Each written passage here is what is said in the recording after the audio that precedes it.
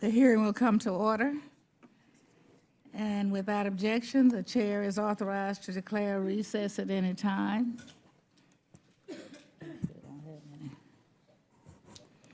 I know there are many hearings going on, so hopefully we will gain more people as the time passes. Let me welcome Administrator Bridenstine, and we have a lot to cover at today's hearing, so I will come right to the point. You have stated that NASA's fiscal year 2020 budget request is a good one, apparently in part because the President didn't cut your budget as much as he is proposing to cut the rest of America's federal R&D investments. And we consider rather misguided and harmful cuts to DOE and NSF's research budgets. So I'm really not that persuaded. In fact, I find both the NASA budget request and your written testimony for today's hearing to be a little disappointing. The President's budget request for fiscal year 2020 proposes the same ill-advised cuts to important NASA science and education initiatives that it did last year, cuts which Congress has already considered and rejected in fiscal year 2019 Appropriations Act. Eliminate NASA's key STEM activities, the MUREP, the Space Grant, and EPSCoR, the highest ranking astrophysics decadal priority, the WFIRST, and 2 critical Earth science missions, PACE and CLARIO, made no sense last year, and we think it doesn't make any sense this year. I have little doubt these cuts will be rejected by the Congress again. Yet it is in the area of human space flight, which accounts for half of NASA's budget, that I find your written testimony most troubling and non-responsive. Relying on that testimony, I would have no idea that Vice President Pence, presumably speaking for the President last week, directed NASA to undertake a crash program to put astronauts on the moon within 5 years, by any means necessary, to quote the Vice President. And what is the most justification for this crash program? To quote the Vice President again, it is because we're in a space race today just as we were in the 60s, and the stakes are even higher. Moreover, according to the Vice President, the Chinese have revealed their ambition to seize the lunar strategic high ground, whatever that means. The simple truth is that we are not in a space race to get to the moon.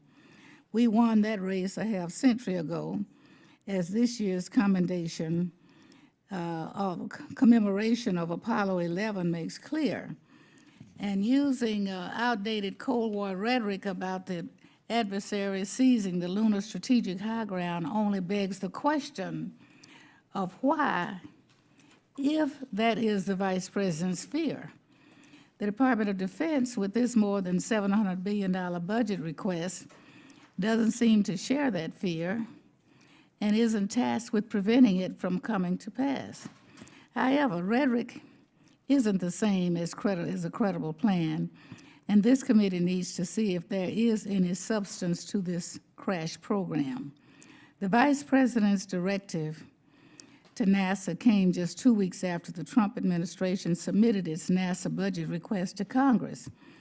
Moreover, it is to be completed within the same 5-year budget horizon that is contained in the President's fiscal year 2020 budget request.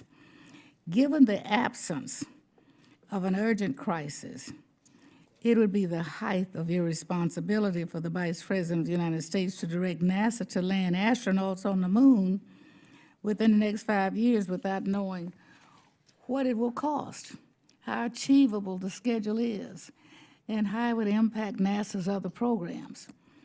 I expect, Mr. Administrator, for you to provide us this information today before this committee, as I assume you provided to the White House on each of those questions in advance of the Vice President's speech. Committee needs to know how much money will be needed in each of the next 5 years to carry out the crash program. We need to know how much, if any, money the President proposes to add to NASA's budget over the next 5 years and the extent to which NASA's other programs will be cannibalized or cut to fund this initiative. We need to know if our international partners will be part of it or simply frozen out, as some of the rhetoric would seem to suggest. We need to know if the International Space Station will have to be shut down within the next few years to free up funding for the lunar crash program. In short, we need specifics, not rhetoric, because rhetoric that is not backed by a concrete plan and believable cost estimates is just hot air. And hot air might be helpful in ballooning, but it won't get us to the moon or Mars. Mr. Bridenstine, I, like many of my colleagues on this committee, strongly supports NASA. And we want our nation to achieve challenging exploration goals like landing humans on Mars. If the moon is a useful and necessary waypoint on the way to Mars, then I believe Congress will support a sustainable exploration program that includes the moon. But NASA has to date provided no meaningful roadmap to Mars, despite congressional direction to do so. And if you're not able to provide us with credible specifics at today's hearing, I think a great disservice is being done to the hardworking and dedicated men and women of NASA. They need programs and funding plans that are sustainable and inspiring, not a constantly shifting set of directives. I can assure you that this committee will do its part to ensure that NASA can continue to be the inspiring leader in space exploration, science, and technology and aeronautics that it has been for the past 6 decades. And this hearing is just our first step. So I thank you for being here. I know you've read many of the news clippings that we have read, questioning what the plan really is for NASA. And I hope that we can get some answers.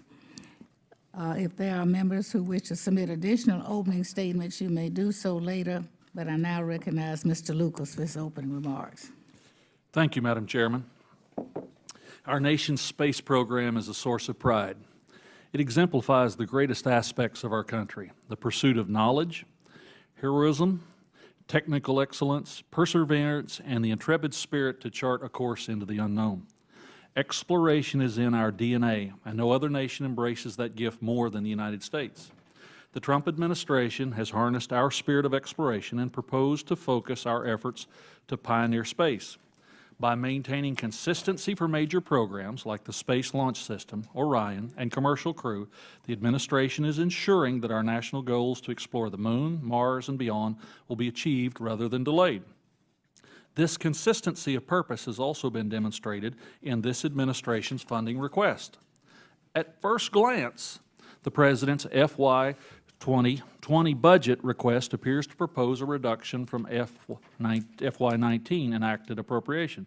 However, that does not tell the whole story. Year after year, the Trump administration has proposed increased funding for NASA, only to have Congress appropriate even more than requested. For context, the current request calls for more than $21 billion, while the previous administrations proposed a nominal budget of just under $20 billion for FY20. This administration has added over $1 billion to NASA's budget request, and that's before Congress appropriates final funding. This is a blessing and a curse. As many watching this hearing have heard before, no bucks, no Buck Rogers. You have to remember the comic strip to appreciate that, but believe me, NASA is getting the bucks. Now it's time to deliver. Too often programs become complacent when funding is taken for granted. Congress and NASA need to work to be good stewards of the taxpayers' dollars. We need to ensure these programs stay on schedule and within cost. Congress, along with the reconstituted National Space Council, led by Vice President Pence, provide this oversight. Last year, the Space Council directed NASA to study efforts to fly crew on the first SLS mission. More recently, they reviewed ways to accelerate the Exploration Mission 1. Last week, the Space Council met to review the current status of our exploration program. The Vice President challenged the nation to return astronauts to the Moon by 2024. The current budget request that we are evaluating today does not enable that goal. I look forward to NASA updating their request so the committee can review those details. Aside from the budgetary unknowns, we do have a robust proposal on how we can achieve lunar exploration by 2024. The proposal focuses on the development of technologies that enable future exploration rather than dead-end, one-off technologies. The goal of once again launching American astronauts on American rocket from American soil is fully enabled by this proposal. The budget request plants the seeds for technologies that will be necessary in the future, like landers, habitats, and in-space propulsion. It also proposes exciting new programs like the Mars Sample Return Mission. Science funding in this budget is nearly $680 million more than NASA planned for FY20 under President Obama's last request. This additional funding maintains support for the Europa Clipper mission, the Mars 2020 rover, and the James Webb Space Telescope. It also supports earth science and heliophysics priorities from the National Academies of Science and the foundational research and analysis work that forms the backbone of our space science enterprise. Aeronautics funding under the proposal is robust as well. It supports the demonstration of a low-boom supersonic technologies that will hopefully inform regulatory relief of supersonic flight over land. It also addresses hypersonics that are critical to our national security technologies that will enable the air traffic management and allow the safe adoption of uncrewed aviation systems. Importantly, the budget request is also responsible. It attempts to rein in programs that bust their budget and defers the start of programs until they can demonstrate realistic cost, schedule, and performance metrics. The request funds the maintenance, operation, and facilities necessary to enable our space program. All too often, these enabling functions are ignored, but we shortchange these obligations at our own peril. Thankfully, this request recognizes the role that safety, security, and mission services serves to facilitate space exploration, advance science, protect lives, and sensitive information. Mr. Administrator, thank you for your appearance today, and I very much look forward to your testimony. You back, Madam Chair. Thank you. Thank you, Mr. Lucas. At this time, I will introduce our witness, James Frederick Bridenstine. Was sworn in as NASA's 13th administrator on April 23, 2018. Prior to his nomination, he served as a representative for Oklahoma's 1st Congressional District in the House of Representatives. And during his time in Congress, he served on the Armed Services Committee and right here on the Science, Space, and Technology Committee, as many of you well know. We are delighted to have the administrator back before us today, and we look forward to his testimony on the fiscal year 2020 NASA budget request. He has a history in the space and aeronautics field. He began his career in the U.S. Navy, flying combat missions in Iraq and Afghanistan. After transitioning to the U.S. Navy Reserve, he returned to Oklahoma, where he became the executive director of the Tulsa Air and Space Museum and Planetarium. He has completed a triple major at Rice University, which is in Texas, and earned his MBA at Cornell. As our witness should know, you will have 5 minutes for your spoken testimony, but your written testimony will be included in the record for the hearing. And when you've completed your spoken testimony, we begin a round of questions. Each member will have 5 minutes to question the panel. Mr. Bridenstine. Thank you, Chairwoman Johnson and Ranking Member Lucas. It is an honor to be back in the Science Committee, this time representing 17,000 of our country's finest employees at NASA. I understand, as the Chairwoman identified, that things are shifting. I will tell you that we submitted the budget request about 3 weeks ago now. And in that budget request, there's a very new direction for our country. The President has issued now Space Policy Directive 1. He says that we should go back to the moon. I like to say we should go forward to the moon, because the way we're going to do it under Space Policy Directive 1 is unlike anything that's ever been done before. We're not going to the moon to leave flags and footprints and then not go back for another 50 years. This time we go, the President has said he wants to go sustainably. In other words, this time when we go, we're going to stay. But he says we're going to go to the moon. We're going to go with international partners. We're going to build a coalition of international partners to go sustainably to the moon. We're going to go with commercial partners. We're going to utilize the resources of the moon. In other words, the hundreds of millions of tons of water ice that have been discovered in the last 10 years. And then we're going to retire risk, we're going to prove technology, and we're going to take all of that for a mission to Mars. So that is what is on the agenda here. I will tell you the first step in achieving that is continuing to advance the commercialization of low Earth orbit. And we have now seen commercial resupply of the International Space Station prove to be very successful. And we are in the midst of watching commercial crew continue to show advancements, which has been very exciting. I think many of you in this room saw the Crew Dragon docked to the International Space Station just a few short weeks ago. Eventually, by the end of this year, we will be launching American astronauts on American rockets from American soil to the International Space Station for the first time since the retirement of the space shuttles in 2011. So that is a very exciting thing that we're looking forward to. But that's commercial crew. We've already completed commercial resupply capabilities, and eventually we want to get to commercialization of human habitats in low Earth orbit.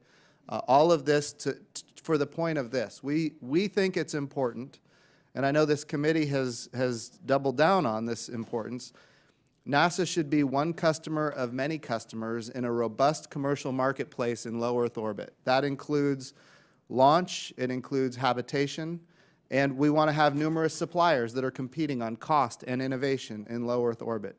The reason for this is to drive down cost and increase access, and then utilize the resources that have been given to us by this body to go to the moon sustainably with our international partners and our commercial partners, to do things that only government can do. That's what NASA should be doing.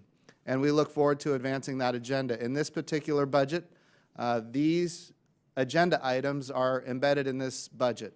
I don't want to dismiss, though, how important the rest of what NASA does is. Right now, we have the Parker Solar Probe in orbit around the Sun, in fact, flying through the solar corona, helping us better understand solar flares and corona mass ejections. We have, of course, dozens of satellites orbiting the Earth, sensing the Earth in every part of the electromagnetic spectrum, and those satellites are helping us better understand the climate and helping us, in fact, increase crop yields for a day when we can feed more of the world than ever before. At the same time, we're continuing planetary missions. And as a matter of fact, in the last, I guess, 5 months now, we landed InSight on Mars, which was an exciting day for the United States of America. In this budget, you'll find that Mars 2020 is well funded. You'll also find that there's funding for a Mars sample return. Mars 2020 is going to cache samples, and then after Mars 2020, we're actually going to bring samples back to Earth. It's important for this country to focus on finding life on another world. I'm looking at my good friend Ed Perlmutter with his 2033 bumper sticker. It's a little distracting, Congressman, but I'll continue. So planetary science is important. Of course, astrophysics is important. We're focused like a laser right now on the James Webb Space Telescope, which is a big mission. It will make the United States the leader in astrophysics for the next 30 years. That's how important this mission is. The budget is strong on aeronautics. We're on the brink of demonstrating a capability to fly across the United States at supersonic speeds without the sonic crack that can be so disruptive to infrastructure and people on the ground. So all of these missions are funded in this budget. We're proud of it. It is absolutely true, Chairwoman, that the budget was focused on a 2028 moon landing. We have now gotten other direction from the President to go in 2024, and we are moving rapidly to get you the details that you need so that we can, in a bipartisan way, and I've committed to you, Chairwoman, and I'm committing to you now, in a bipartisan way, we want to be able to achieve that objective. With that, I'll yield back.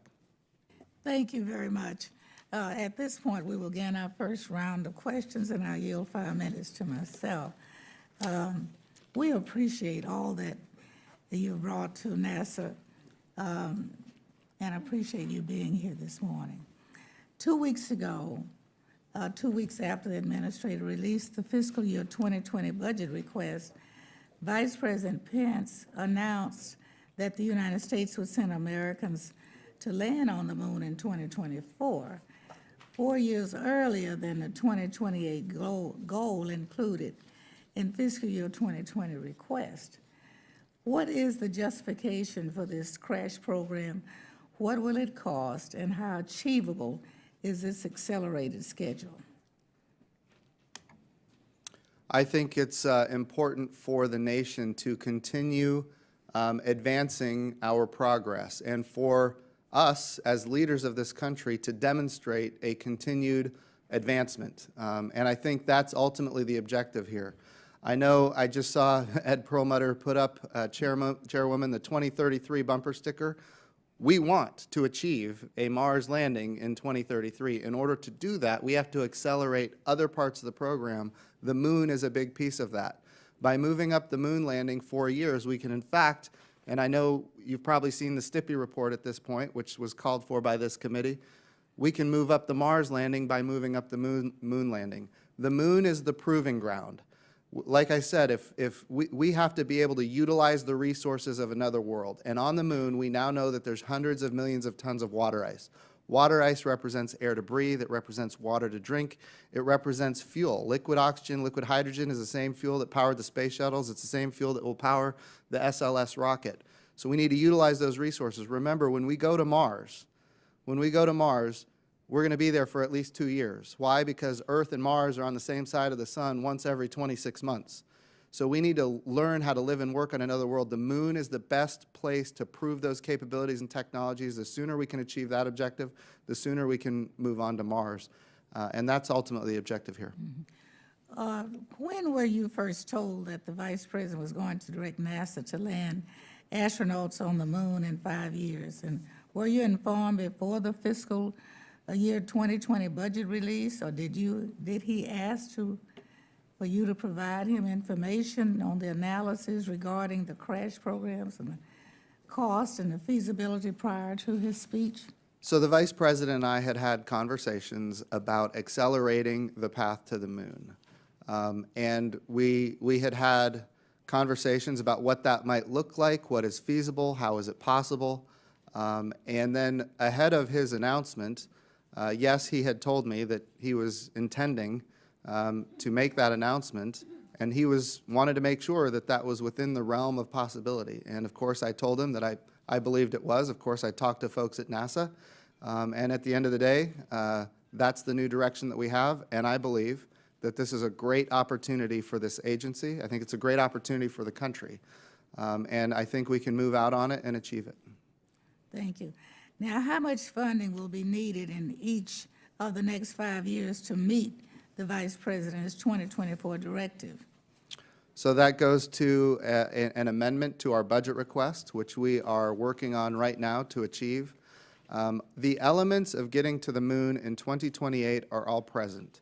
So we know we need to accelerate SLS and the Orion crew vehicle with the European Service Module. We need to accelerate the Gateway, the power and propulsion element, habitation module in orbit around the moon. And then we need to accelerate a landing capability, which would include a transfer vehicle from the Gateway to low lunar orbit, a descent module, and an ascent module. All of those elements are on the agenda for 2028. In order to achieve 2024, we need to take some of those elements and move them forward to achieve that objective. And what we're working on right now at NASA is compiling the data necessary to come back to this committee, to come back to Congress and ask for an amendment to our budget request and attempt to win the buy-in of this critically important committee and the United States Congress. Thank you. Do you think you can achieve that by April the 15th? I think we can get really close. Yes, ma'am. Okay. Thank you very much. My time has expired. Mr. Lucas. Madam Chair, before I begin my official question time, I'd like to ask to speak for a moment out of order, introduce a new member to the committee. Yes. Thank you, Madam Chairman. Jamie Herrera Butler represents the 3rd District of the Southwest of Washington State. She's done great work already on advancing STEM, conserving important resources, and driving technology progress. So welcome to the committee, Jamie. You'll find this is a fun committee, and that's not always the circumstances everywhere.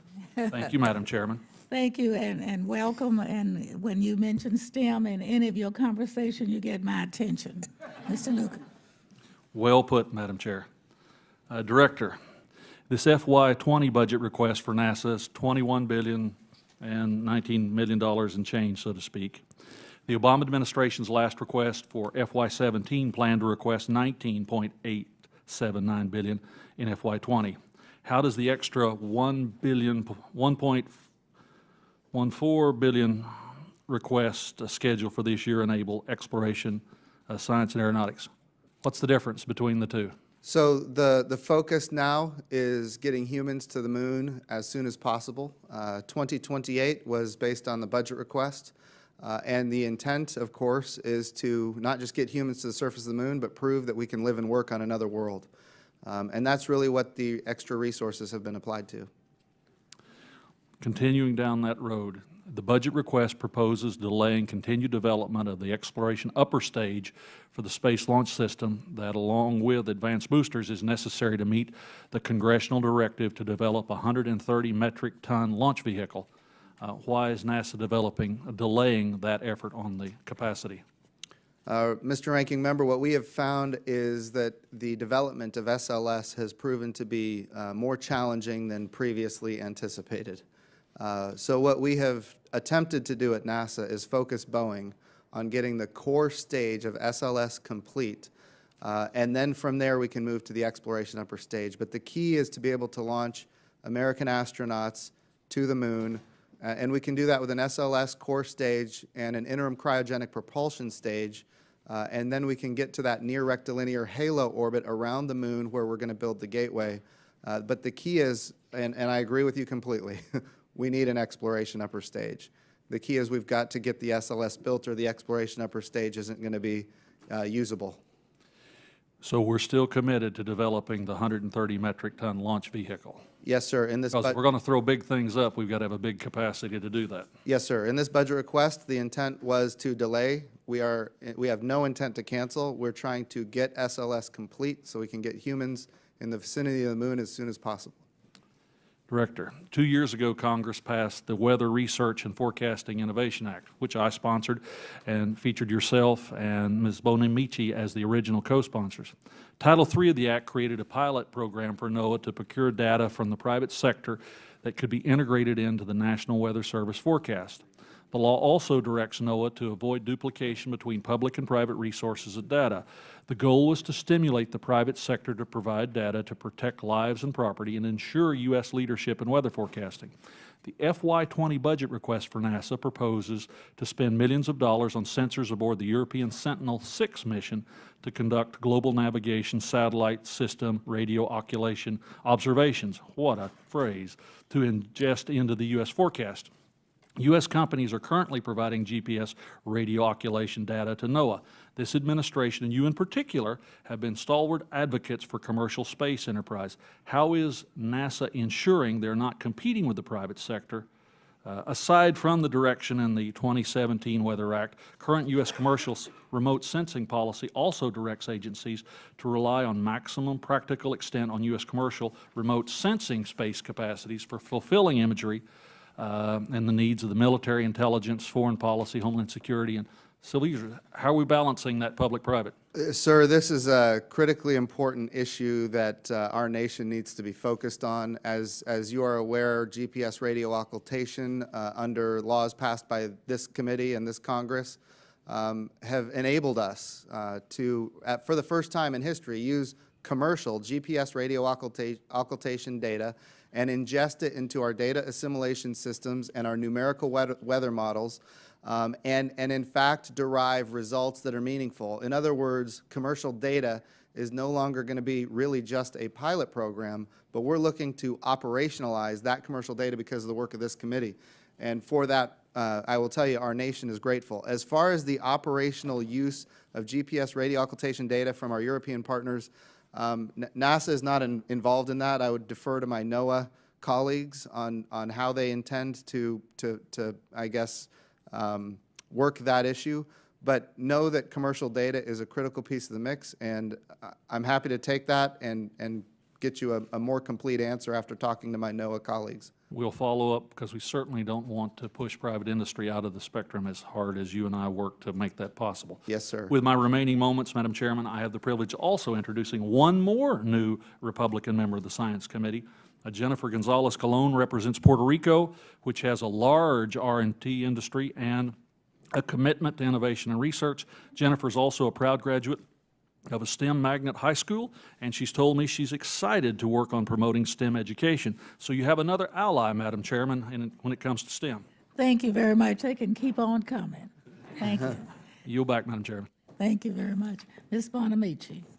Thank you so much to the chair and ranking member, and welcome back to the Science Committee to our former colleague, Administrator Bridenstine. I appreciated our early efforts to work together, and thank you, Mr. Lucas, for pointing that out. And I hope we can continue to work together to support NASA and its historic mission and its workforce. And I understand you have many priorities to balance when writing the fiscal 2020 budget request. I say I'm disappointed to see a shift away from the multi-mission role, which seems to be contrary to congressional intent in recent reauthorizations and appropriations to restore funding to NASA's Science Mission Directorate. NASA has some of the very best scientists in the world, and as we face the consequences of climate change and extreme weather patterns, we should be doing everything we can to leverage information from Earth-observing satellites to strengthen our understanding of climate change and identify successful adaptation and mitigation strategies. And as a co-chair of the House Oceans Caucus, I'm also glad to welcome the new members who have districts that are definitely affected by ocean health. I know that the health of our natural resources, specifically marine resources, is critical. Warming waters have been triggering harmful algal blooms, which cause a serious problem to marine life, and human life and our economy as well, and investments in research to predict and adapt to those challenges is important.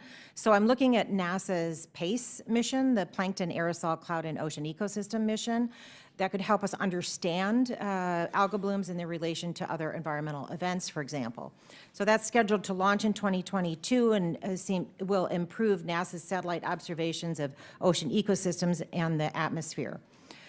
However, Administrator Bridenstine, despite demonstrated value shown in the January 2018 National Academy's Earth Sciences Decadal Survey, the Thriving on Our Changing Planets survey, your budget proposes to terminate the PACE mission and justifies this decision by stating that existing and planned missions from other NASA, NOAA, and international partner satellite fleets are providing or will provide measurements to establish similar science. It's worth noting that the PACE mission is known for having the most advanced ocean color instrument in NASA's history.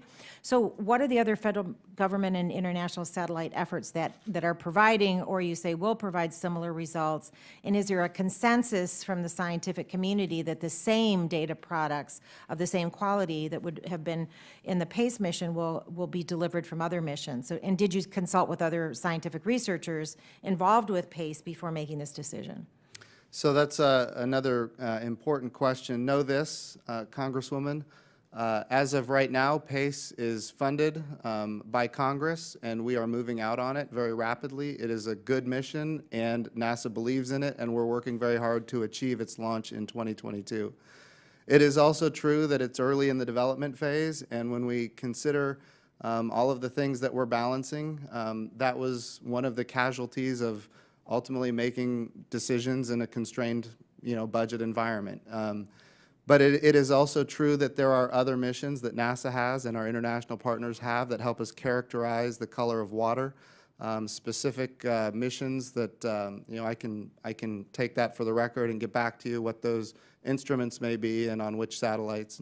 And did you consult with the scientific researchers involved in the PACE mission when making this decision to terminate the program? We did. We consult with all of our missions when making these critically important decisions. I have another question. Last Congress, we passed the NASA Transition Authorization Act, reaffirming the sense of Congress that the administrator should set science priorities by following the guidance provided by the scientific community through the National Academies of Science, Engineering, and Medicine's decadal surveys. And I'm concerned that the proposed budget does not align with this principle. I'm especially concerned about cuts to earth science.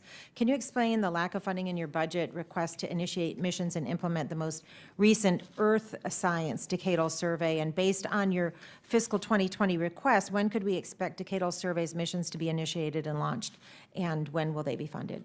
Yes, ma'am. So as of right now, we have the highest earth science budget in the history of the United States.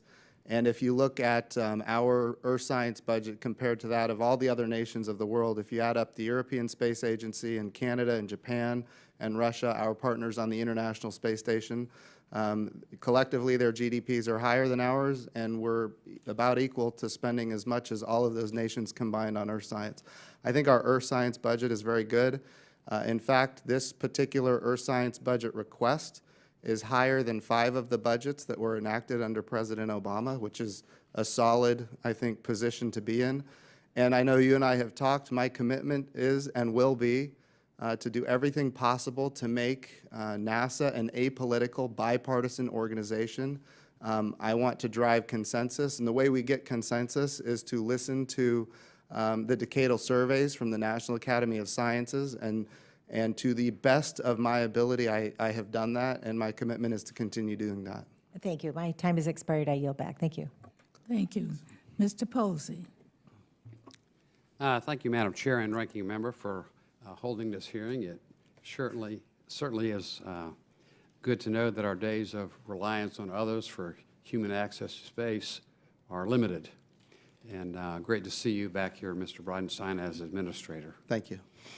Can you provide an overview of what preparations are being made at Kennedy Space Center to support the first launch of SLS and Orion on Exploration Mission 1 next year, as we prepare to receive and process the rocket and the spacecraft at KSC?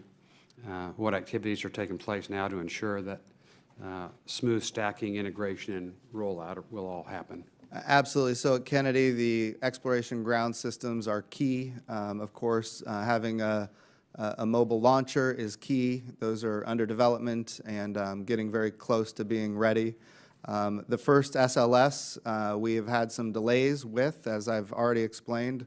That's why we're so focused on it. In order to achieve getting that SLS to Kennedy as soon as possible, we've made some significant changes in how we're actually developing it.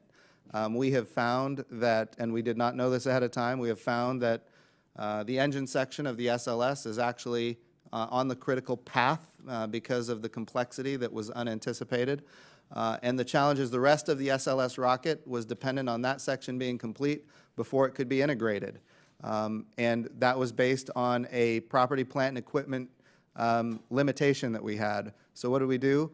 We've now purchased new equipment, I should say new tooling, so we can start integrating the oxygen tank with the hydrogen tank, with the inner tank and fairings. We can actually do that in the horizontal while we're continuing to work on the engine section. So that's accelerating the path. And of course, once that is complete, we will do testing on the entire integrated vehicle through what we call a green run. We're making determinations right now. Ultimately, how much of a green run we need to do based on the schedule that we are attempting to achieve. And I want to be clear, we're going to be very safe. We're not going to do anything that brings undue safety. But if there are things that we're testing that are nice to haves and not necessary, then we're going to look at moving those to a later test. But at the end of the day, we want to get the rocket to the Kennedy Space Center. We want to make sure that the launch pad and the mobile launcher are ready to go. And all of those are not in the critical path right now. I think we're in good shape for those activities. And I can tell you, everybody at Kennedy is extremely excited about getting the first launch of SLS by 2020. And that's what we're working on right now, getting it by the end of 2020. Well, thank you very much for your direct answer. And I appreciated your comments last week about the importance of the exploration upper stage for the SLS, the second mobile launcher. That's right. That will launch the more powerful rocket by Exploration Mission 3. These upgrades will allow SLS to launch both astronauts on Orion while also carrying the large payloads, lunar landers, and so forth. Although NASA's fiscal year 20 budget process proposes deferring the work until several years out, it appears that based on the Vice President's charge that we accelerate the return and the immediate development, and your comments all seem to jive. And so, if so, how will NASA continue and accelerate EUS and ML2 development this year in FY20? So just so you're aware, this is an important issue and you're hitting the nail on the head. Under the law, we are required to build the second mobile launcher. And what we do at NASA is we follow the law. So we are right now, in order to build that second mobile launcher, which is required by law, we are continuing to develop the exploration upper stage in a limited way. Like I told Ranking Member Lucas, we want to focus on that core stage, but in a limited way, we need to continue development on exploration upper stage so that we can follow the law and build that second mobile launcher. My commitment, sir, is to follow the law, and we will continue doing that. But it is true that right now, if we're going to accelerate the agenda to 2024, we're going to have to make decisions as to what the level of investment is going to be and make a modification to the budget request to achieve that agenda. And we look forward in the coming weeks working with OMB and the administration, coming to you with a plan to achieve that. And that's like the chairwoman said. Keep going back to my old days. Like the chairwoman said, we want to get that to you as soon as possible, hopefully by April 15th. Thank you very much, Mr. Bridenstine, and I yield back. Thank you very much. Ms. Horn. Thank you, Madam Chair. Good morning, Administrator. I want to start by saying I have a statement that I've submitted for the record that should be over there. I want to start off by talking, I think you made a good point about this is not a partisan issue and it shouldn't be, but I think there are some important unanswered questions about how we're going to achieve the things that have been proposed and some clarity. So in the congressional justification for the FY20 request, it states that NASA's Orion spacecraft and space launch systems are the backbone for deep space exploration, from which private companies could one day provide equivalent commercial. I think the conversation about the appropriate balance between government and commercial is critical. But as the Senate committee hearing, that you mentioned that you were considering the use of commercial vehicles to launch Orion on an EM1 mission. So in your prepared statement for today's hearing, you also said that NASA is also assessing alternative architectures for the EM1 that could include the use of commercial launch vehicles. But at the same time, on March 26th, in a press release, you were quoted as saying that while some of these alternative vehicles could work, none was capable of achieving our goals of orbit around the moon for the EM1 within our timeline and on budget. The results of this 2-week study reaffirmed our commitment to SLS. So I guess given these conflicting statements, can you tell me what the final decision was on that? Yeah, absolutely. So the answer is the 2-week study is complete, and we looked at all of the commercial options, and we took nothing off the table. What is the realm of possibility, and how do we achieve a 2020 launch with an Orion crew vehicle and a European service module? We looked at a Delta IV Heavy. I don't want to take up all of your time, but we looked at a Delta IV Heavy. It doesn't have the throw weight. With an ICPS at the top, it gets even heavier, and it still can't make it to Earth orbit. So then we said, oh, what about 2 Delta IVs? The challenge there is you only have 1 launch pad on each coast. If you launch from the west coast, you have to launch south, which means you have to change orbits once you're there. A lot of Delta V, a lot of time, cryogenic, boil off. It doesn't work. So then we said, what about launching a Delta IV and a Falcon Heavy? And what if we were to put a Crew Dragon on top of a Falcon and do automatic rendezvous and docking, which is the only capability we have right now as a country, is that Crew Dragon to do automatic rendezvous and docking with the Orion. The challenge there is the Crew Dragon doesn't have the thrust to throw the Orion around the moon, so that didn't work. So then we looked at, way out of the box, what if we were to consider putting a Falcon Heavy with an Orion service module, or the Orion crew vehicle, and a European service module, and an ICPS from ULA. And I know that sounds crazy, but again, we're looking at all options. And in fact, it works. It requires a lot of modifications to the launch infrastructure, to the launch pad, to the erector arm. It takes a lot of modifications to do cryogenic and hypergolic refueling on the pad, which doesn't currently exist. It takes a lot of time, and there's a lot of cost, and there's risk. And it wouldn't work for accelerating a 2020 launch of an Orion crew vehicle. But what it did demonstrate is that if you have a little bit extra time, 2023, maybe 2024, a lot of that uncertainty could be retired. And if we're going to get to the... So just because I have a few more questions Yes. that I want to get to, so can you boil it down to the final decision? Because I appreciate you looking at all those things, but can you boil that down to the final decision that we're still on track with the SLS for EM1? Absolutely. Okay. SLS is the best. In fact, it's the only option for EM1, and there are options in the future that need to be considered. And when we land on the moon in 2024, it's only Okay. because of all of the above strategies. There's a couple more questions I have, and I'm just going to boil them down really quickly. Actually, I've got quite a few more, but focusing on the accelerated moon landing and the how we're going to get there, for moving it up even another 5 years from where we were. There are, with these announcements and moving it up, what is the need for the lunar demonstration programs, given this proposed accelerated timeline? How are those programs going to be impacted? They're important. So, we have the commercial lunar payload services underway, where we're going to purchase the access to the moon commercially. We're going to small payloads, 10 pounds or less. Can you deliver it to the south pole of the moon so we can characterize the water ice, understand kind of what is the value of the specific territory where we want to land?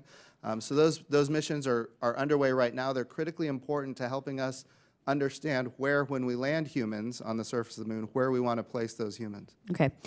My time has expired, but we'll be submitting some more questions for the record. Thank you. Yes, ma'am. Thank you very much, Mr. Biggs. Okay, Balderson. Or Clouds, you said.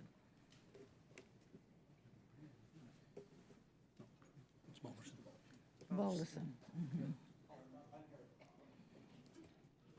I apologize, Mrs. Chair, I didn't hear you.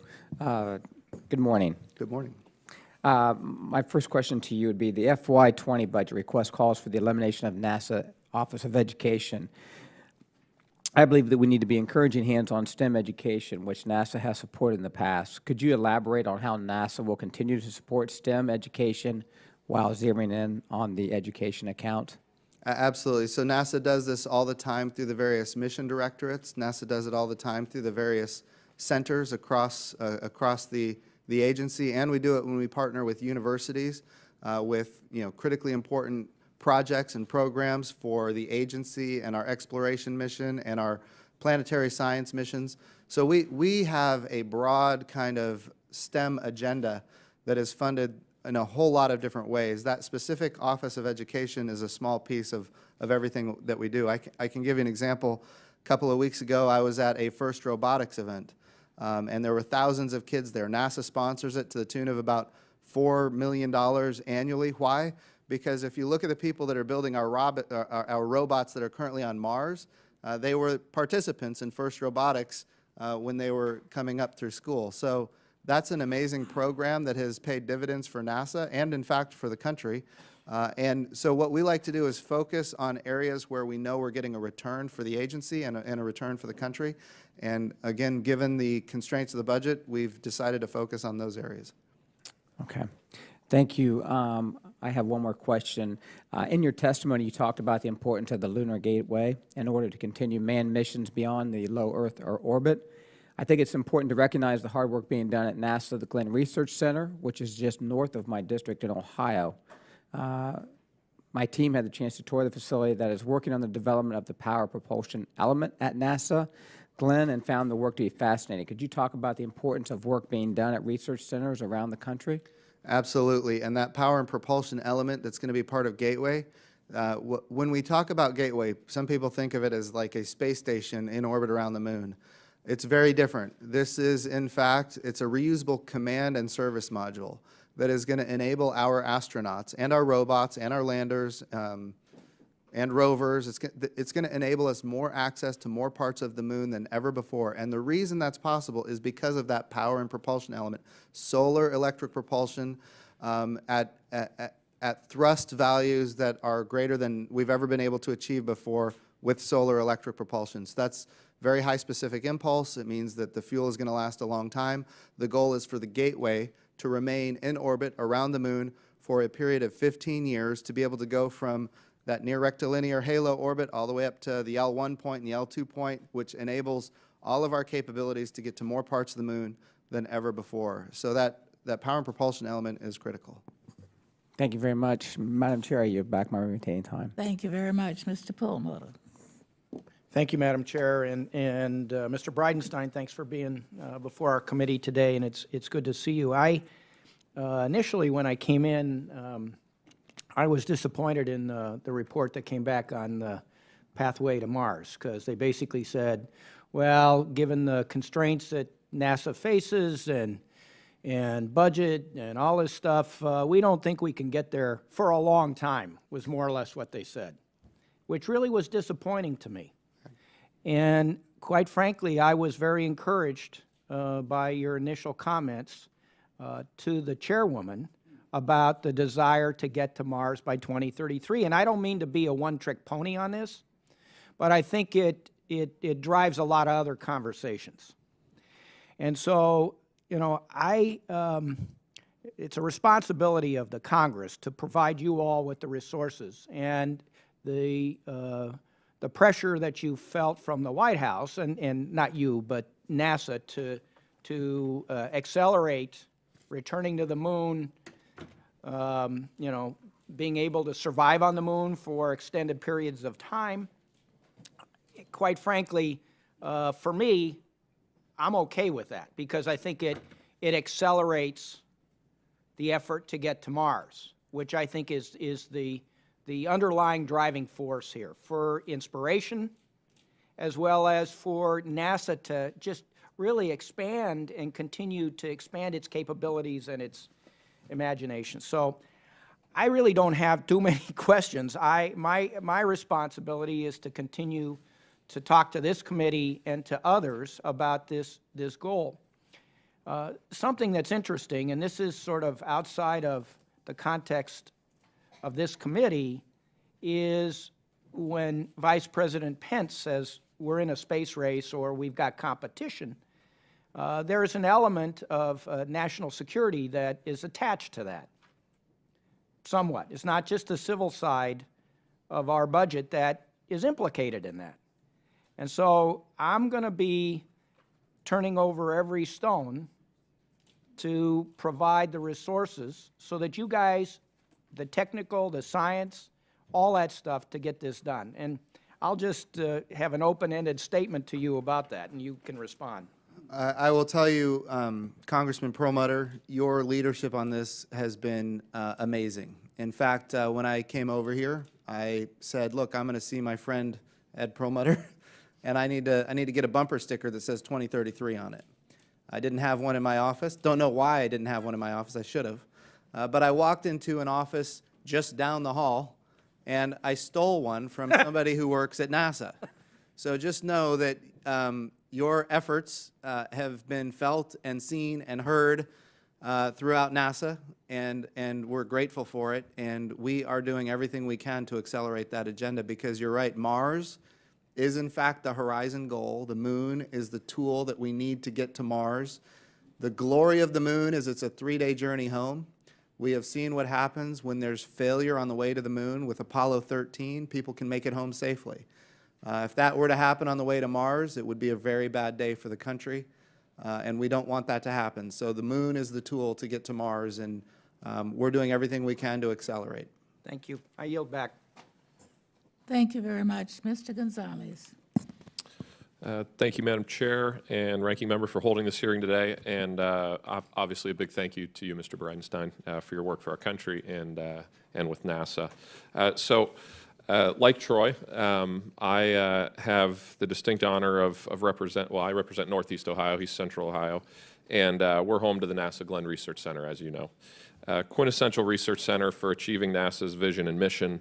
Having visited the center recently, saw firsthand just how incredible the scientists are, the engineers, the technicians working there, over 3,000 strong.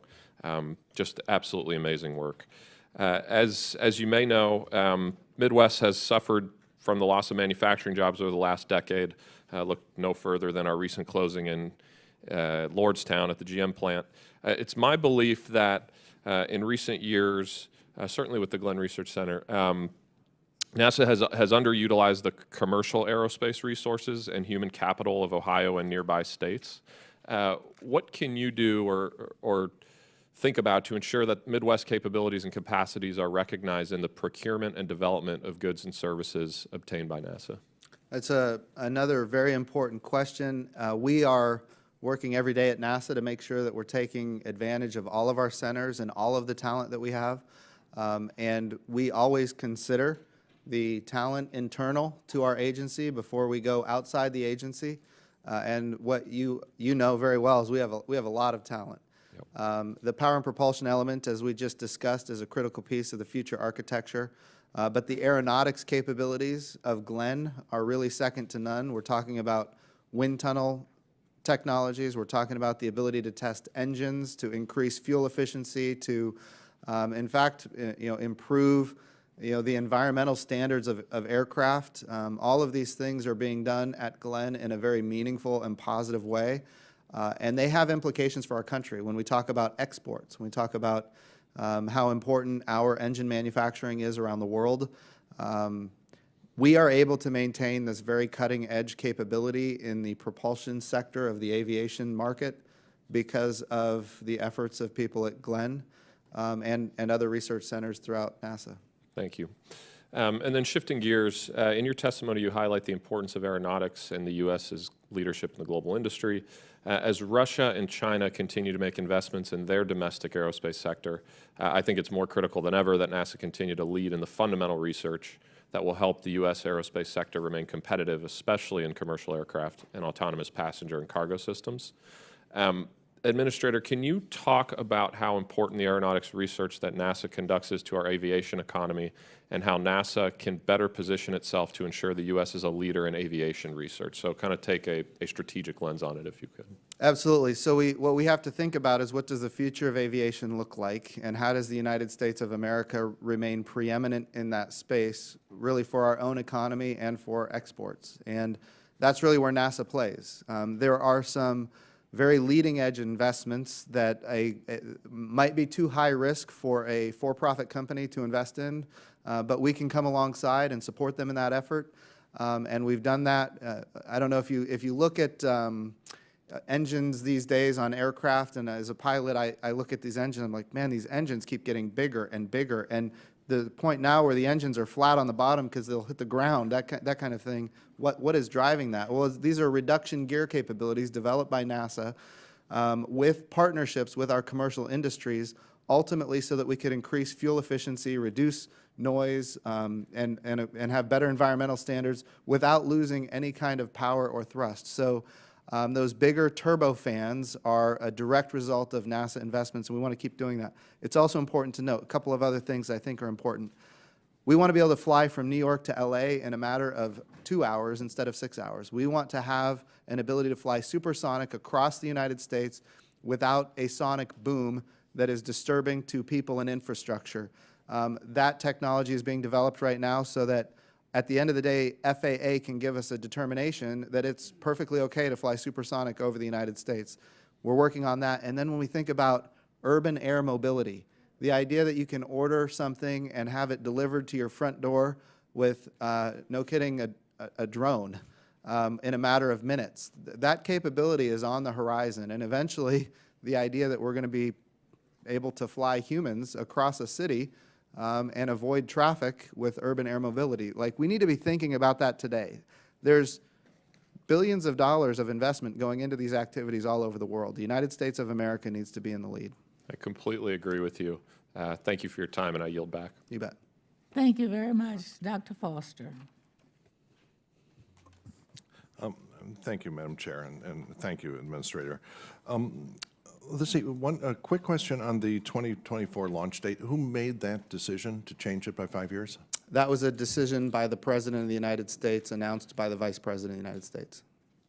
Fascinating. Okay, were technical people consulted and Yes. budgetary people consulted? Yes. And was the question asked what that would do to the budget at the time that the command was given? The determination was made that we would need to make an amendment to the budget requests, and we're working on that right now. And you're doing that on a zero-sum basis, or are you going to be allowed to increase the total for NASA? Or are you going to cut other programs? Oh, I will tell you, it will not be successful if we're cutting other programs, because we have to have bipartisan support.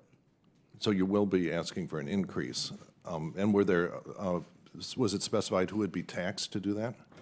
Will there be taxes to do Yeah, that? taxes. If you're going to make increase the budget, normally you have to tax someone to pay for it or to specify what else you're cutting. That would be a determination by somebody other than the NASA administrator. Okay. All right. Now, just you're talking about essentially a program based on chemical rockets that would be completely understandable to Wernher von Braun. Everything you're proposing. And there have been for decades conceptual designs for ways to get stuff into low Earth orbit for much less. For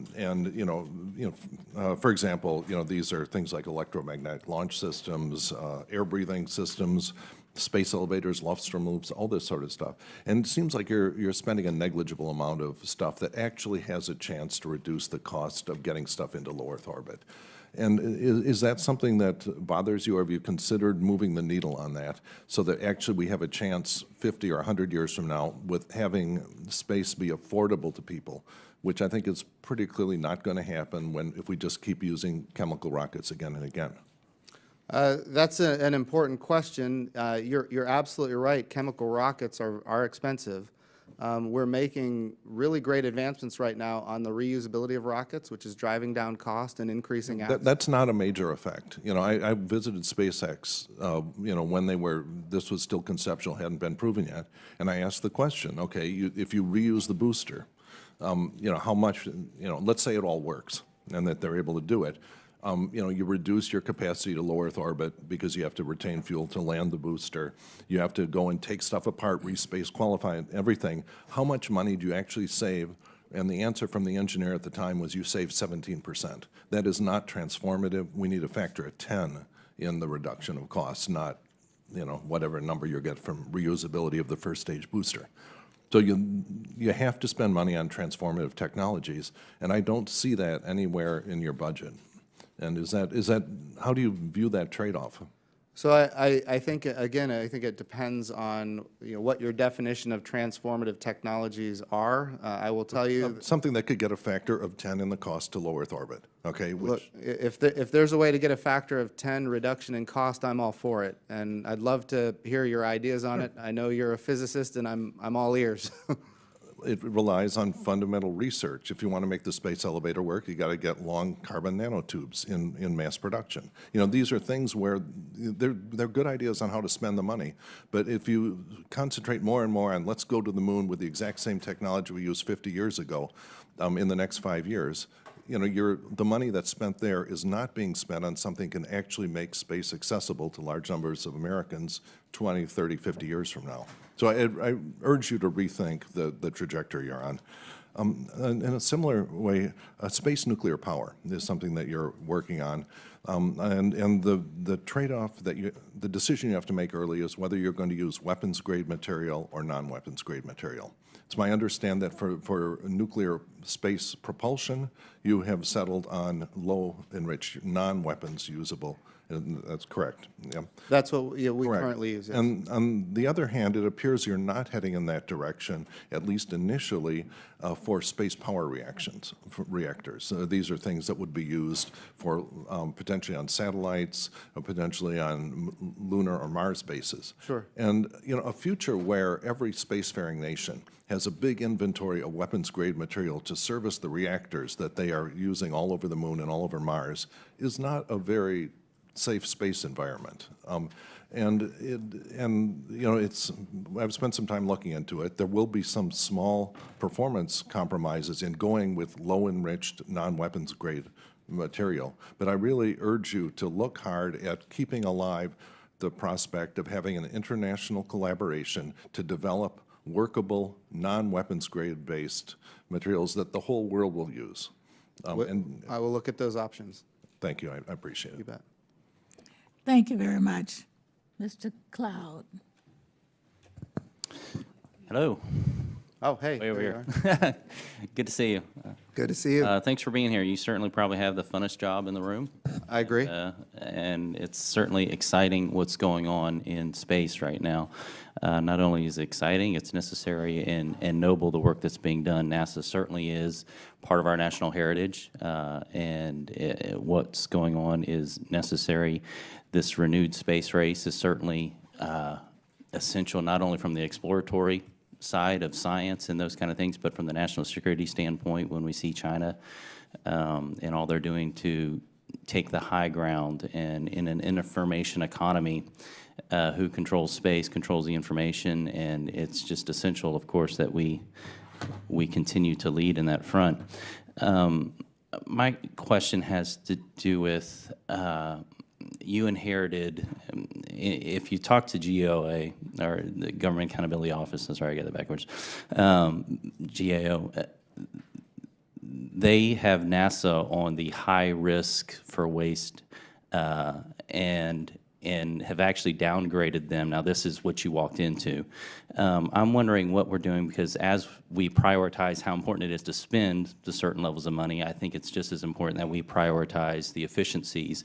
Can you speak to what NASA's doing to create efficiencies, and especially, you know, in the sense of being more efficient than China and in winning the space race, the new space race? Absolutely. So you're absolutely right. The GAO high-risk list has NASA on it, and yes, we have been downgraded.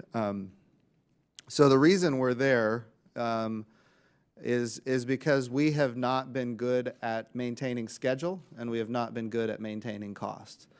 Now, there's a number of reasons for that, and I think people on this committee are well aware. What we do is unique. It's unlike anything that any other agency does. We build things that have never existed before, and we have to invent things to make our products work, things that are really, quite frankly, astonishing and stunning. So I'm not making any kind of excuse. We need to be much better at making determinations as to the cost of what we're going to build and the schedule of what we're going to build. Part of that requires us to ultimately not be so aggressive in what we say we can achieve. We need to make sure that we have margin built into our schedules and into our costs, as a matter of fact.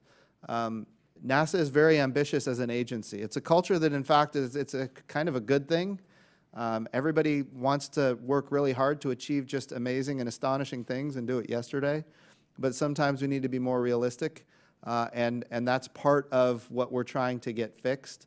When we have schedule delays, whether it's commercial crew or SLS or exploration upper stage, whatever the case might be, those delays ultimately it puts us as an agency at risk, and it encourages congressmen to ask questions that we don't like to answer.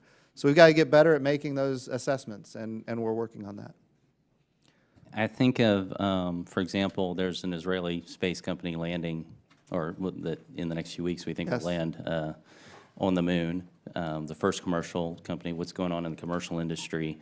Can you speak to ways that NASA's partnering with it? Maybe absolutely. Is that one way to save money? And also, for example, the X Prize. I mean, that Israeli company is motivated by an X Prize. Is NASA doing that kind of thing when it comes to contracting to maybe take the burden of research off some of these things and put it in the innovators? Yes, here's the challenge. Sometimes the companies have an incentive to overstate what they can achieve as well, because they're all trying to win contracts in that particular case. So we have to be careful about, in other words, we as an agency not only need to be good at managing our own programs, but we have to be really good buyers. We have to be smart buyers.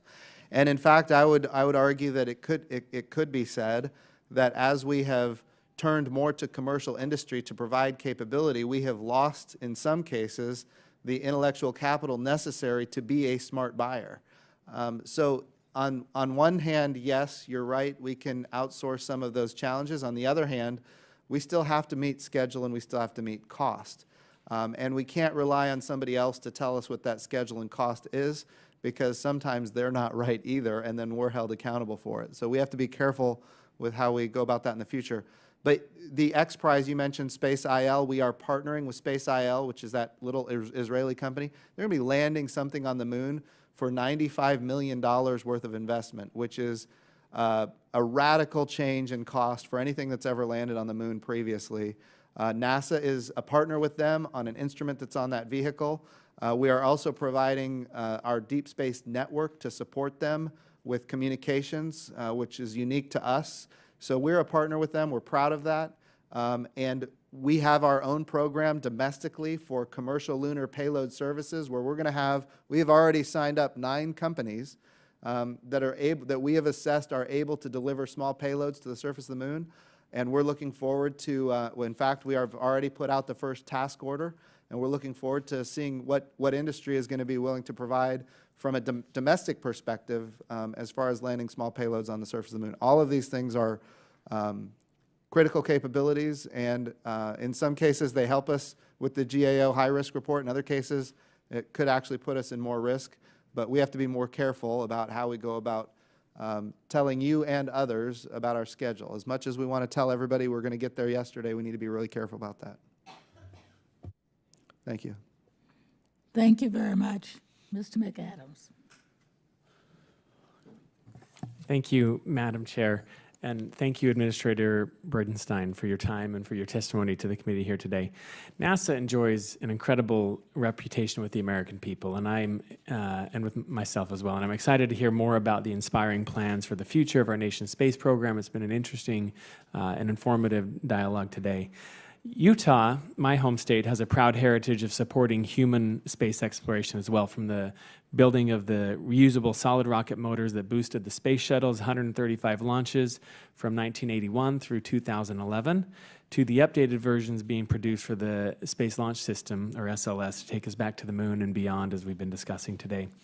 I also believe that I share with you the belief that we must ensure our priorities are informed by the scientific community's knowledge and priorities for exploration and technology development, and that our goals, which certainly must be ambitious as they are also grounded in our ability to deliver the requisite technology and safely complete the mission. So my question for you is, first of all, I guess I'm a little perplexed that after NASA prepared the agency's budget request, the administration announced the acceleration of the plans to send humans to the moon again by 2024, rather than the previous goal, a goal that I support.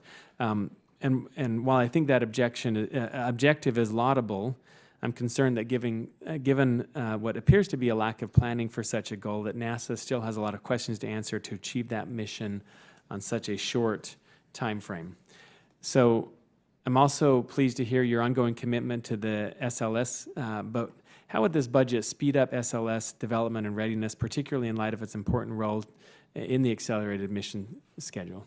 So the budget request currently has us focused on the core stage of SLS, which is where the challenge has been, specifically the engine section on that core stage. And so we are using the resources that we have for the SLS focused on that. And we have in fact made tooling investments so that we can integrate the oxygen tank, the inner tank, the hydrogen tank in a horizontal way. So the engine section is no longer in the critical path, and we can continue assembling the rest of the rocket for a delivery by the end of this year. So all of that, I think, is progress in the right direction. And you had a question ahead of that. What was it? Yeah, just how in light of the enroll, sorry, let me just look back at my notes here. Yeah. Well, I guess a follow-on question that I would has this accelerated schedule, have you discussed that with the Aerospace Safety Advisory Panel, and what comments or concerns did they have, if any? So that's the answer is that we have discussed this. I had a town hall yesterday. We got questions about it with the entire NASA family and put it all out there and said, look, we have a new agenda to get there in 2024. And of course, there were questions like, are we going to compromise safety? And the answer is, Congressman, absolutely not. We have independent technical authorities embedded into the programs. Those independent technical authorities, you know, they don't get their assessment from their manager does not come from the program. It's completely independent. And if they need to throw a red flag and say this isn't safe, they have a job to do that. And we want those independent technical authorities for safety to stay in place, whether it's engineering or technology or, you know, human factors, medicine. All of those safety valves are in place and they're strong, and we're gonna keep them. We're not going to take any undue risk. But I would like to say, when John F. Kennedy announced we were going to the moon, in Congress, as a matter of fact, in 1961, it was only weeks after Alan Shepard passed the Kármán line. It was basically a very short hop straight up and straight down. And in a matter of weeks, he was announcing, we're going to go to the moon by the end of the decade. That was a moment in American history that was transformative. It captured the imagination of the American people. It wasn't without challenges, but we achieved it. And now it's an accomplishment that everybody still quotes. Everybody still talks about. My children watch the videos, and I'm sure your family has as well. Yeah. So all of these things I think are important. Like this is, in my view, this is a great opportunity for this agency. It's a great opportunity for the country, and I think we can capitalize on it. Thank you, Mr. Administrator. I applaud the ambition. Let's make sure we do it safely. Yes, sir. I yield back. Thank you very much, Mr. Olson. I thank the chair and welcome to a former member of this committee, a former naval aviator, and a fellow Rice University graduate. Go Owls. Go Owls. Hoot.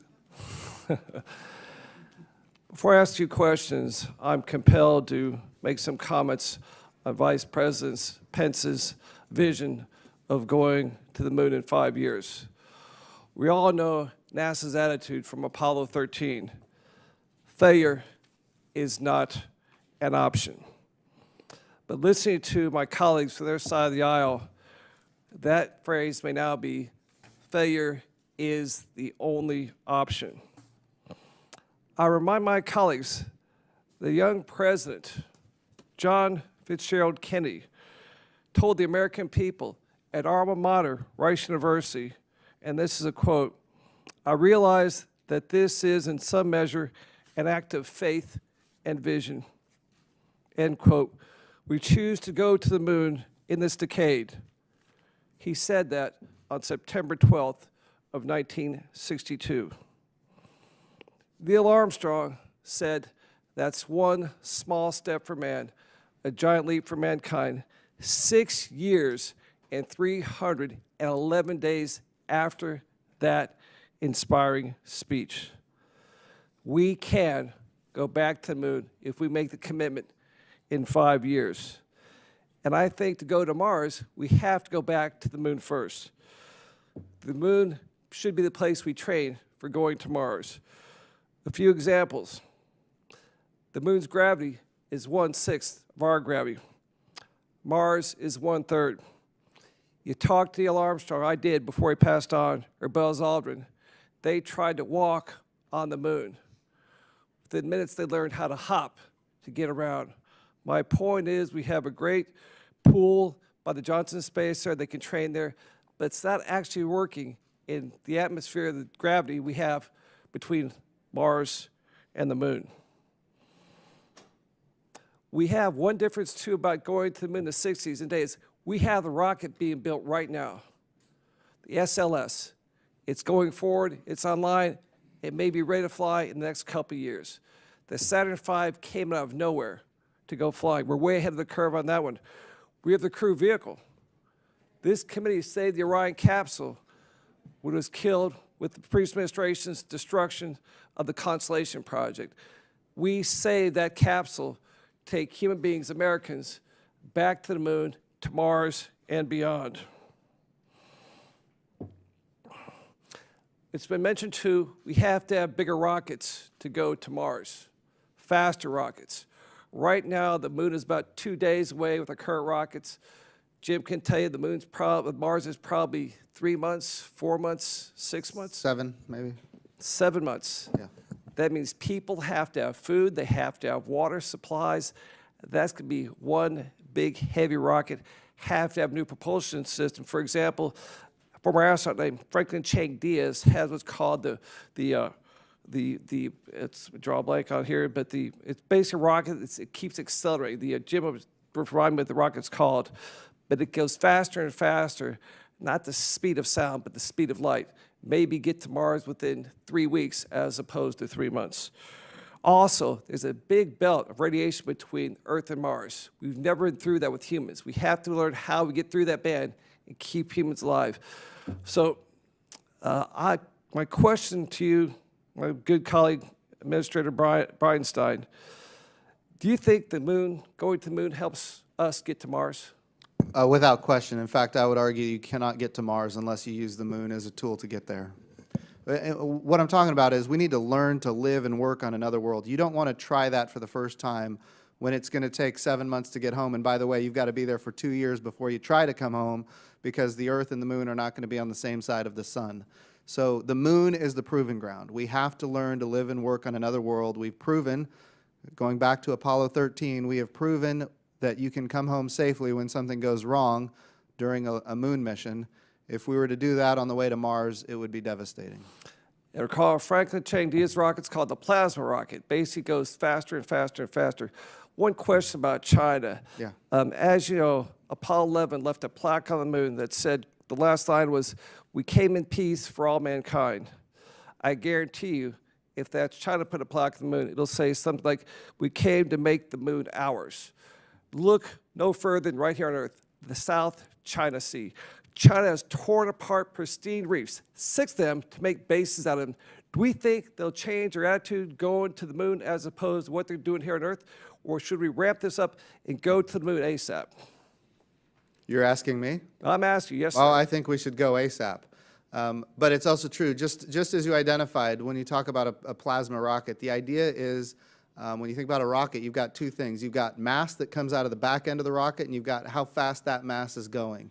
What Franklin Chang Diaz is doing is he's accelerating subatomic particles, electrons, as you mentioned, at close to the speed of light. And so when you talk about the mass being that small, that means the acceleration has to be that fast, which is why that would be a capability. That would be, I know earlier Congressman Foster was talking about nuclear capabilities. That would be nuclear electric propulsion, which would be an absolute game changer. Getting to Mars in a matter of weeks rather than a matter of months would be transformational and enable us to do more, and it would protect human lives. So we are making investments in that. In fact, those investments are in this budget and would be 100% transformational. I think time I close by saying, go Navy, beat Army. Go Navy. Thank you very much, Mr. Caston. Thank you, Chairwoman Johnson. Thank you, Administrator Bridenstine. In 2009, the National Academies published the study America's Future in Space, aligning the civil space program with national needs. And among other things, it said, quote, NASA and NOAA should lead the formation of an international satellite observing architecture capable of monitoring global climate change and its consequences.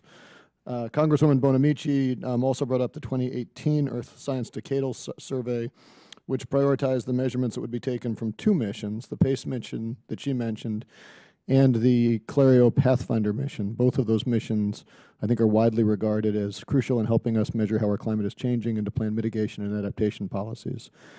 Now, we've already mentioned that that's been curtailed in the President's budget. I think it's worth reminding that those were cut in the last 2 budgets from the administration. Those programs exist today not because of the administration, but because Congress insisted on keeping those programs going.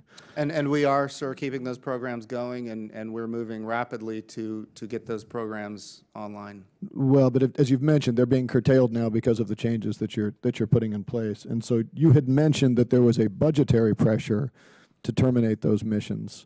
In your earlier comments, was there any scientific basis for terminating those missions? There indeed was. Clario Pathfinder is a technology demonstrator to be on the International Space Station. It ultimately is basically a radiation budget instrument that, we have other instruments in orbit right now that are measuring the radiation budget of the Earth. In other words, energy comes in from the sun, it's in optical parts of the electromagnetic spectrum and other parts of the electromagnetic spectrum, and then when that energy dissipates, it's in infrared. And so we're measuring the total, basically radiation budget of the Earth so that we can monitor climate change. And we're doing that not just with Clario Pathfinder, which is simply a technology demonstrator, we're doing it with missions that are already on orbit. Well, if I could ask you, please, to submit to the committee a specific list of those missions that are going to provide the information that we're losing. Absolutely. In that. And, I guess I'd also like to know, you'd mentioned that you had some consensus from the scientific community. Can you provide specifically who in the scientific community has confirmed that cutting those missions will not interfere with our ability to understand how our climate is changing and what we need to do to adapt? I can provide you with that. Okay. Well, it seems to me that the budget that you're proposing has a sense that exploration should be the primary mission of NASA rather than understanding the one planet in the universe that we know actually has the capability to accommodate human life. There is cutting in this program for out-year programs. We've got funding right now for studying the Earth, but cutting in out-year programs.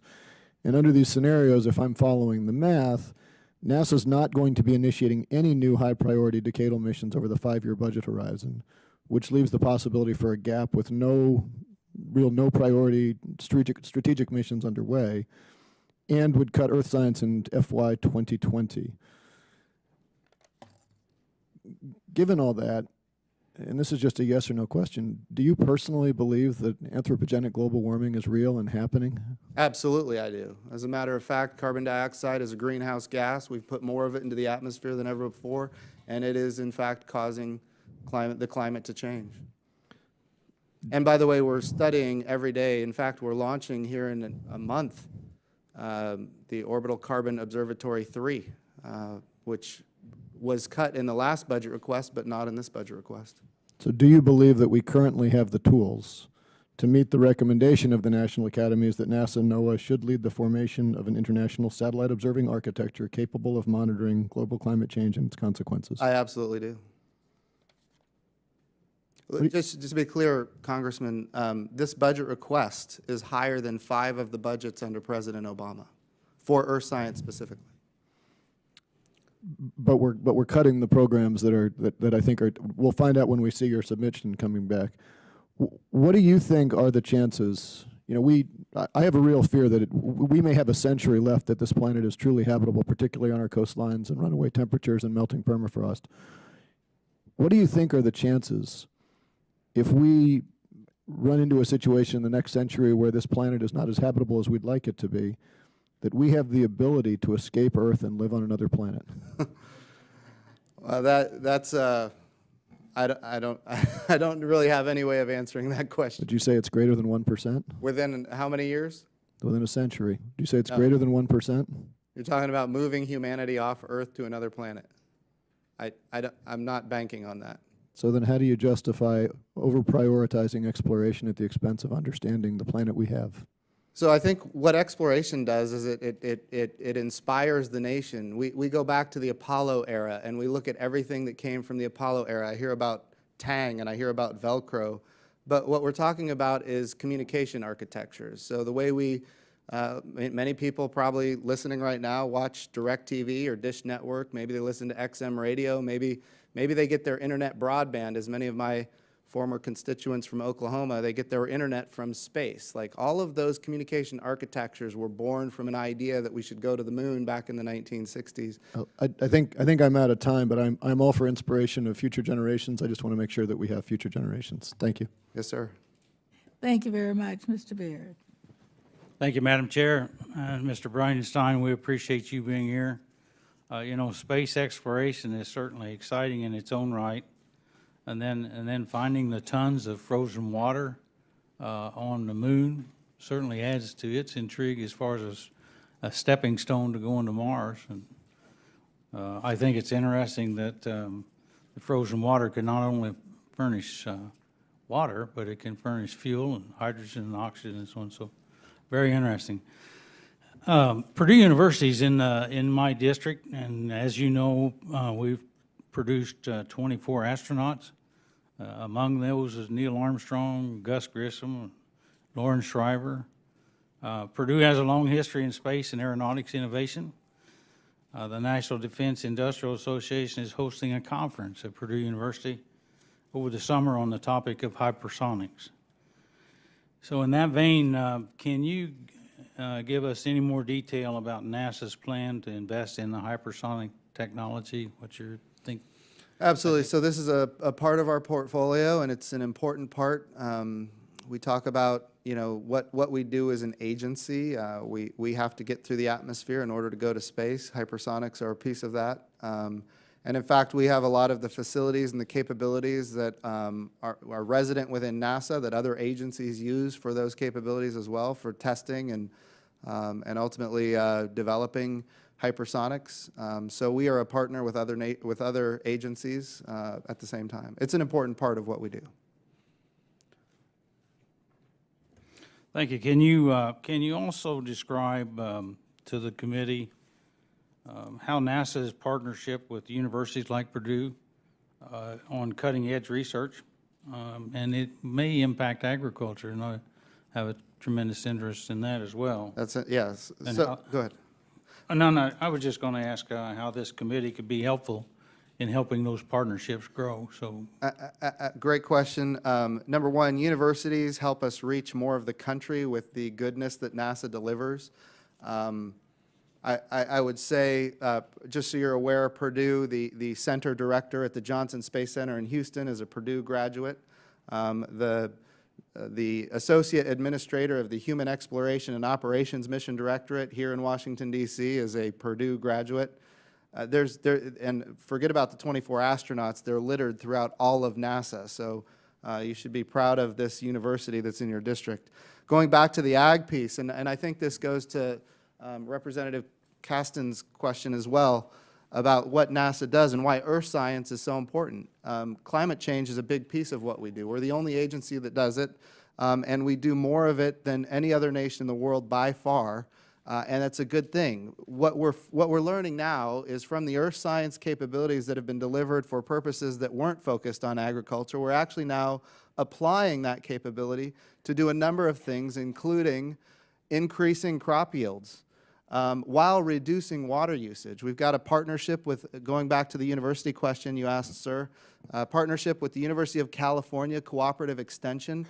And what they're demonstrating is that with our remote sensing from space of the agriculture communities in California, we are increasing crop yields while reducing water usage by 25%, which means that water is now available for rivers and reservoirs and other areas.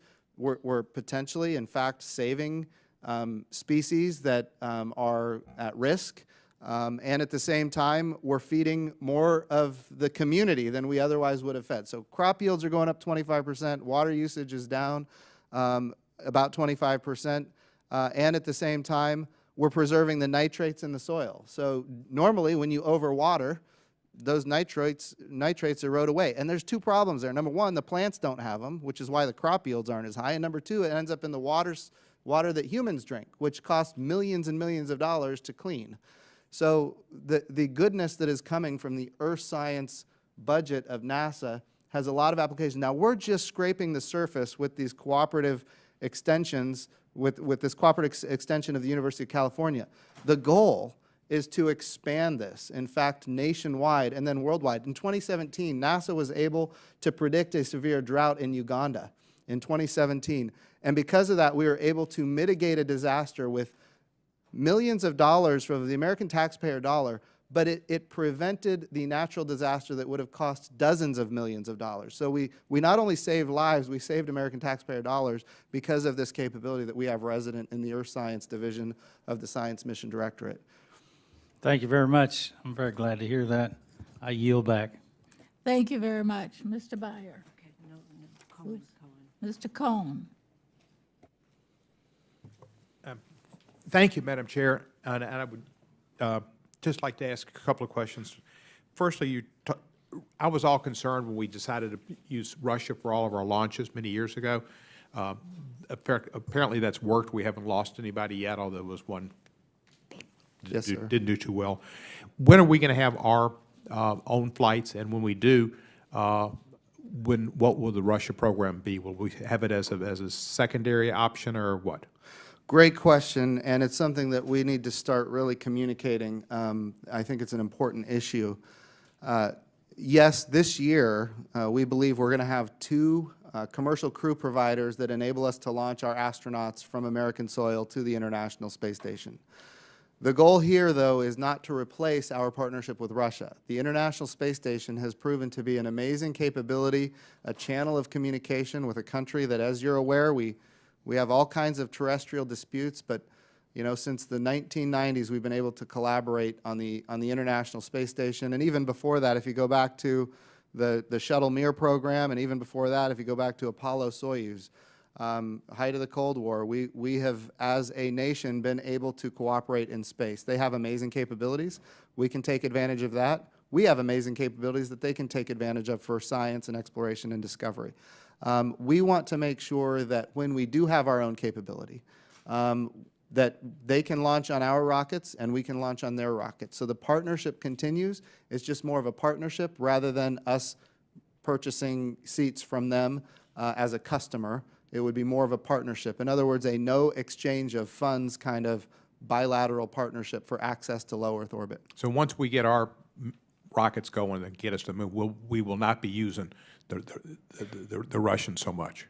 It'll be a partnership. It'll be a partnership rather than a dependency. And you feel confident that they're, I mean, I don't think they've lost anybody in space yet, have they? Not since we've been dependent on them for our access to the International Space Station. We had one rocket that we launched back in October, but because of their design, they were able to eject their crew module, and everybody came home safely. Going to the moon and going to the Mars, is that what every other country has as their line, first moon and then the Mars? Well, I will tell you, we're unique in that we have the capability to deliver this opportunity. I will tell you that every country, the head of every agency that I've met with is very excited about going to the moon, and they're looking forward to partnering with us. This is really American leadership at its finest. There is just a lot of excitement all around the world to partner with us on this. What has China done? Did they go around once? Did they send some? They have had a number of landers on the surface of the moon. They currently have Chang'e 4 on the far side of the moon. But no people? They've never had a person on the moon. All right, but China wants to do that, obviously. They do. And then after that, is there a plan to go to Mars, or do they have a plan beyond that? I don't know that they have a plan to go to Mars at this point. Okay. You were talking about supersonic flight. Yes, sir. And quick research, Boom and Boeing are both kind of looking into this as private. What's NASA's role in this? That's a great question. So what we do is we prove capability, we prove technology, we retire risk, and our goal is always to commercialize, to license, to give other people the capability of advancing their technologies or using our technologies to their benefit. The intent being that it enables the United States of America to remain a leader in this very high technological field of aerospace, and then increase exports. That's the role that we play. We do not want to compete with private sector. We partner with the private sector so that they can actually achieve more in the international community. And is the Concorde coming back? Well, the low boom flight demonstrator is not the Concorde, but it will. The Concorde, it created a very loud boom. Yeah. And that's why it couldn't fly over the United States. It only flew over the ocean. What we're trying to do is something entirely different, where we could have a supersonic aircraft fly over the United States and the boom would be insignificant. But is I thought I read somewhere the Concorde, British, French, they were going to start to do flights again over the ocean. I don't know about the Concorde. I do know that there's a lot of companies that are interested, all over the world, interested in supersonic flight again. And then let me ask you about the space suits that were not Yes, sir. for women. You had one that could fit a woman. You didn't have two. I know it's Saturday Night Live and all, but still, you know, you'd have suits for dogs and monkeys and another woman. So we did have 2 spacesuits for 2 women, and the challenge is each spacesuit is not, think of it as a spacecraft. That's what it is. It's a spacecraft that goes outside the International Space Station, and they're designed not just for the person, but for the specific mission. Our astronaut, Anne McLean, made a determination that in the interest of crew success, that she thought it would be better to change the spacewalk person rather than to modify the spacesuit. We, as NASA, we had an option to modify the spacesuit. We made she made the call that it was better to not modify, which would take hours and inject risk. She made a determination that it would be better to change the crew rather than the suit. And just so you know, sir, we are making sure that in the future, both genders are going to be accommodated 100%. And let me close just by saying, I've been very impressed with your presentation and feel comfortable about your being at NASA, and thank you for doing this. And I think we do need to get as quickly to we can, I guess, to the moon, and et cetera. But just keep in your mind the whole time you're being told to speed it up, the O-rings. Yes, sir. You know, I think there was quite a bit of suspicion that the politics said get that flying regardless, and the O-rings. So absolutely. Thank you very much. Mr. Weber. Thank you, Madam.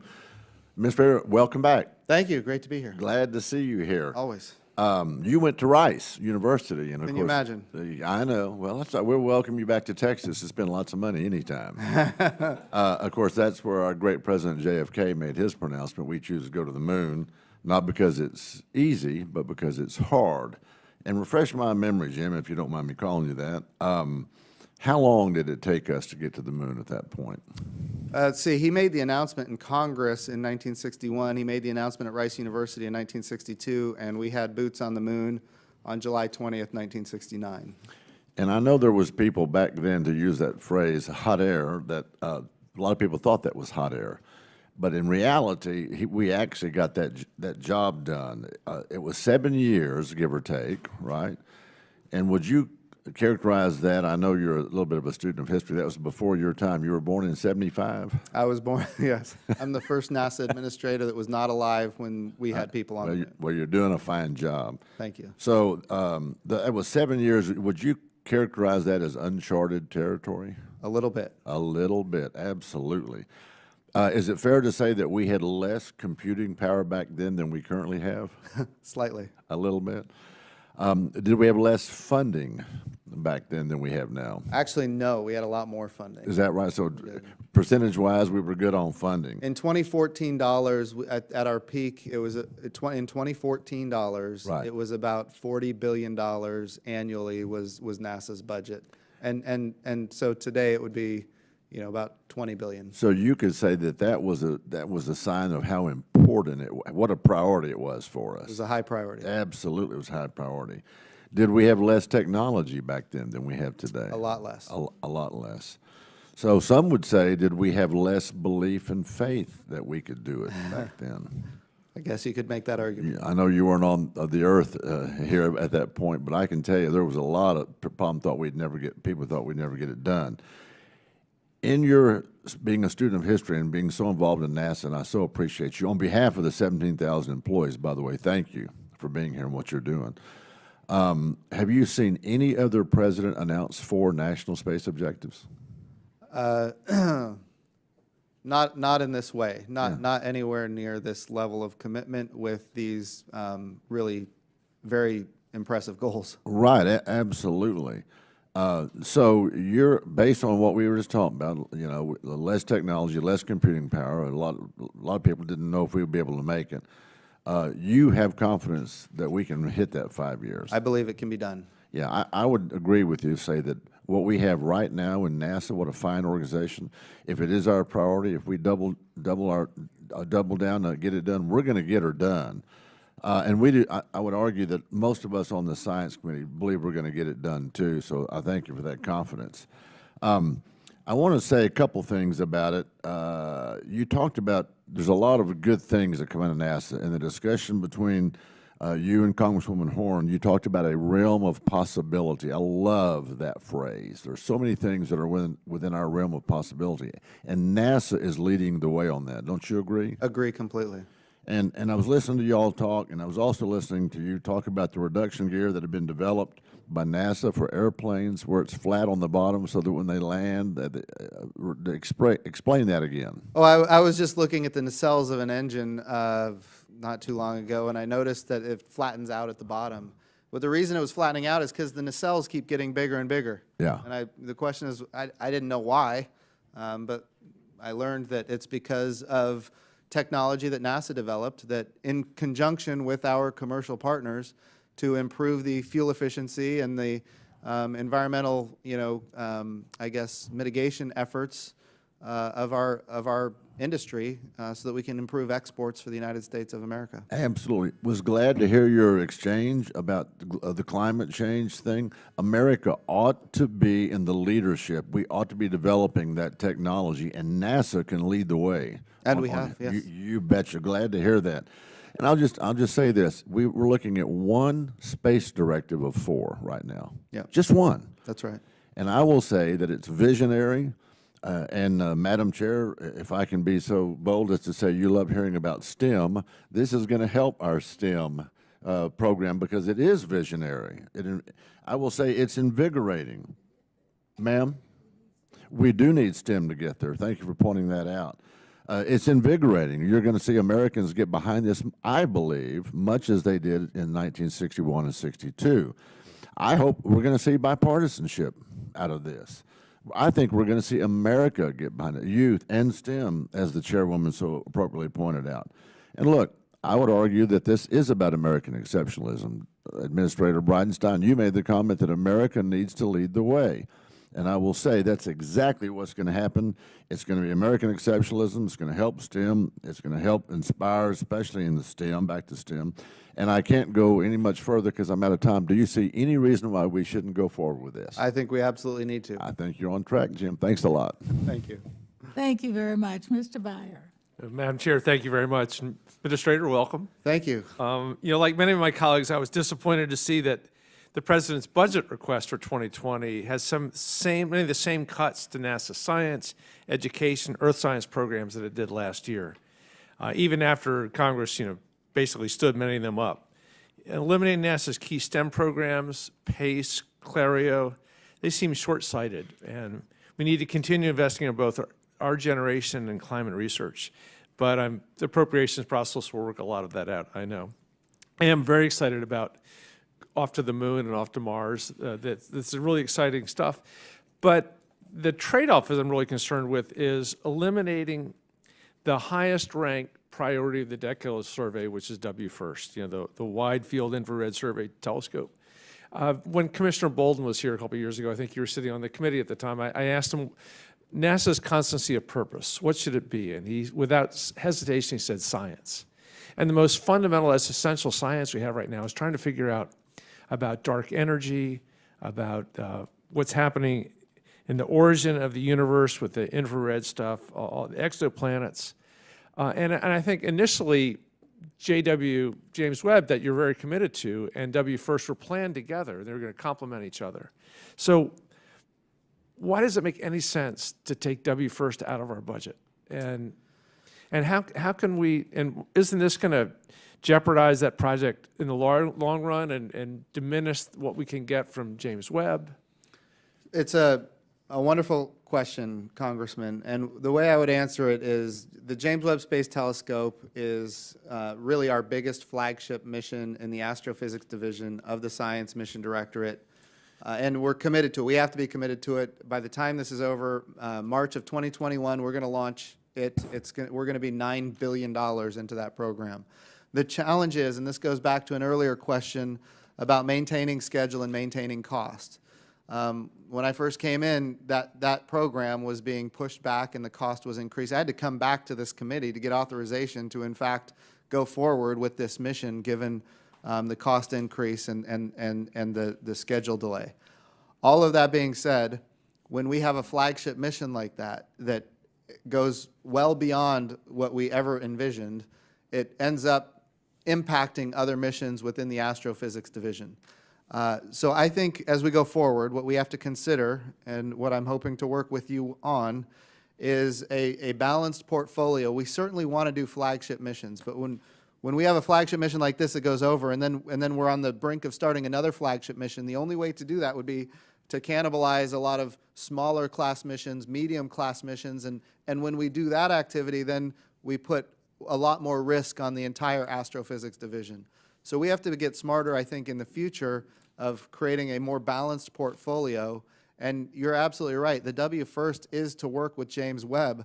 It's important that we get James Webb into space, because ultimately, to the extent that we ever have W first available to us, it needs to work in conjunction with James Webb. If James Webb doesn't launch, then W first is not going to be as useful, although it would be tremendously valuable. Well, please count on us to continue to press on W first in the years to come from the Science Committee. You bet. I'm sure you've seen the charts that show the percentage of our federal budget or percentage of GDP that the NASA budget was back when we were going to the moon. Yes. And now we're going to go again and to Mars. You talked about the $40 billion in today's numbers, 2014. Yeah.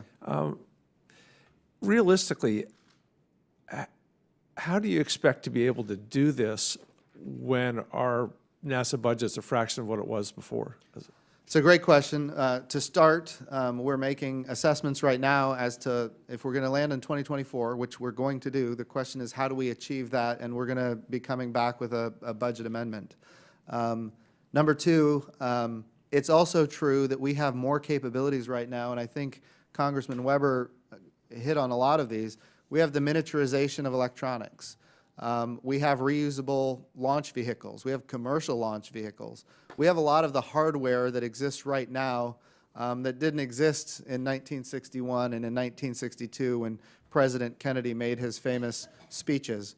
All of those capabilities collude to say that we have an opportunity here, should we choose to accept it, to no kidding get to the moon in 2024. That kind of vision is in front of us if we want to go after it. And I think we can achieve it given what is available right now. And don't get me wrong, it's not going to be without additional resources. But the key in order to get that, of course, is bipartisan consensus. And I understand that, and I'm working towards that. Great. Thank you very much. You bet. Madam Chair, I yield back. Thank you very much, Mr. Babbitt. Yes, ma'am. Thank you very much, Madam Chair. Good to see you there, Mr. Administrator. Good to see you. Appreciate all the great work you're doing. I proudly represent the Johnson Space Center in Houston, which manages the International Space Station, the Lunar Gateway program, and development of the next generation spacesuits. And I understand that NASA is currently undergoing a study to evaluate the cost of returning to the moon, as we've been speaking about this morning. JSC stands ready to execute the Vice President's very exciting vision to return to the moon as soon as possible. So I wanted to ask you just a few questions. How much will it cost to complete the Lunar Gateway as proposed in the FY20 budget request? So there's a number of issues. When we go to the moon in 2024, in order to achieve that, we have to accelerate the gateway process. We need a power and propulsion element, and we need a habitation module. We need to be able to forward stage, if you will, landing capability, so that when we launch humans in 2024, they have the tools necessary to get to the surface of the moon. So all of those right now are in flux, and it's important for me in the coming weeks to come back to you with what that cost is going to look like. Okay, I got you. What impact will accelerating exploration of the moon have on the International Space Station? It shouldn't have any impact on the International Space Station. Low Earth orbit is still key to our mission, and it should have no impact. Okay, great. How much will it cost to accelerate lunar lander development? I guess you'll have to get back with us on that as well. Yes, sir, I'd appreciate that. Okay. Our current spacesuits were developed in the late 70s. Recent EVA issues have highlighted NASA challenges with spacesuits. After losing suits in the Challenger, Columbia, and SpaceX cargo accidents, we only have a handful left in inventory. Over the last several years, astronauts have even almost drowned in their spacesuits. The current spacesuits used on ISS are not capable of surface operations. NASA issued a report to Congress that laid out a plan for future spacesuit development. Will that plan be accelerated now that we're accelerating exploration of the moon's surface? Sir, in order to get to the moon's surface, we have to have new spacesuits. Okay. It's going to can't. It's a no-brainer. Yes. Yeah, okay. And what do you expect that cost to be, and will JSC maintain its role in spacesuit development? The astronaut office at JSC will absolutely be involved, and their role is not going to change. Certainly the cost is something I'm going to have to get back to you on. Okay. And as I said earlier, the American public is excited by the administration's enthusiasm for space exploration, and I certainly look forward to helping achieve all of these very, very exciting goals. And then I think I've got a little time left. Last month, the chairwoman and ranking member sent a letter to the commissioners of the FCC expressing concern about its proposed radio frequency spectrum auction. Based on feedback from the scientific community, their letter highlighted the need for interagency consultation among affected scientific agencies and the consideration of unintended consequences on areas such as weather forecasting before the auction could move forward. Can you explain to the committee what NASA's role is during the interagency consultation process and concerns that you have about last month's auctions? A great question. So NASA works with the NTIA, which is the government arbiter of spectrum issues, and NTIA ultimately represents NASA to the rest of the government when it comes to spectrum auctions and that kind of thing. I will tell you that the 24 gigahertz spectrum that is being auctioned could have an impact on NASA's missions. When we talk about sensing the Earth in the 23 gigahertz range, what that enables us to do is characterize water vapor in the atmosphere. It enables us to characterize energy in the atmosphere. And why is that important? Because that's how we're able to make predictions. I say we, NASA is not responsible for the operational capabilities, but we are responsible for developing the satellites for NOAA that operates them operationally. And that part of the electromagnetic spectrum is necessary to make predictions as to where a hurricane is going to make landfall. So that has a big impact. If you can't make that prediction accurately, then you end up not evacuating the right people, and or you evacuate people that don't need to evacuate, which is a problem. And all those have impact. When it comes to Hurricane Sandy, for example, the United States of America believed it was going to be heading out to sea. The European model got it right. Well, it wasn't the European model, it was the European data. They had better data than we had from their systems. We want to make sure we get this right because it's necessary to life and property. It's also important to recognize when it comes to weather forecasting in general. Again, you'd have to ask NOAA, but my consultations with them, we're talking about going back to 1978 levels of data. In other words, instead of a 7-day weather forecast, a 2 or a 3-day weather forecast. Again, I'm not saying that they sold our spectrum. That didn't happen.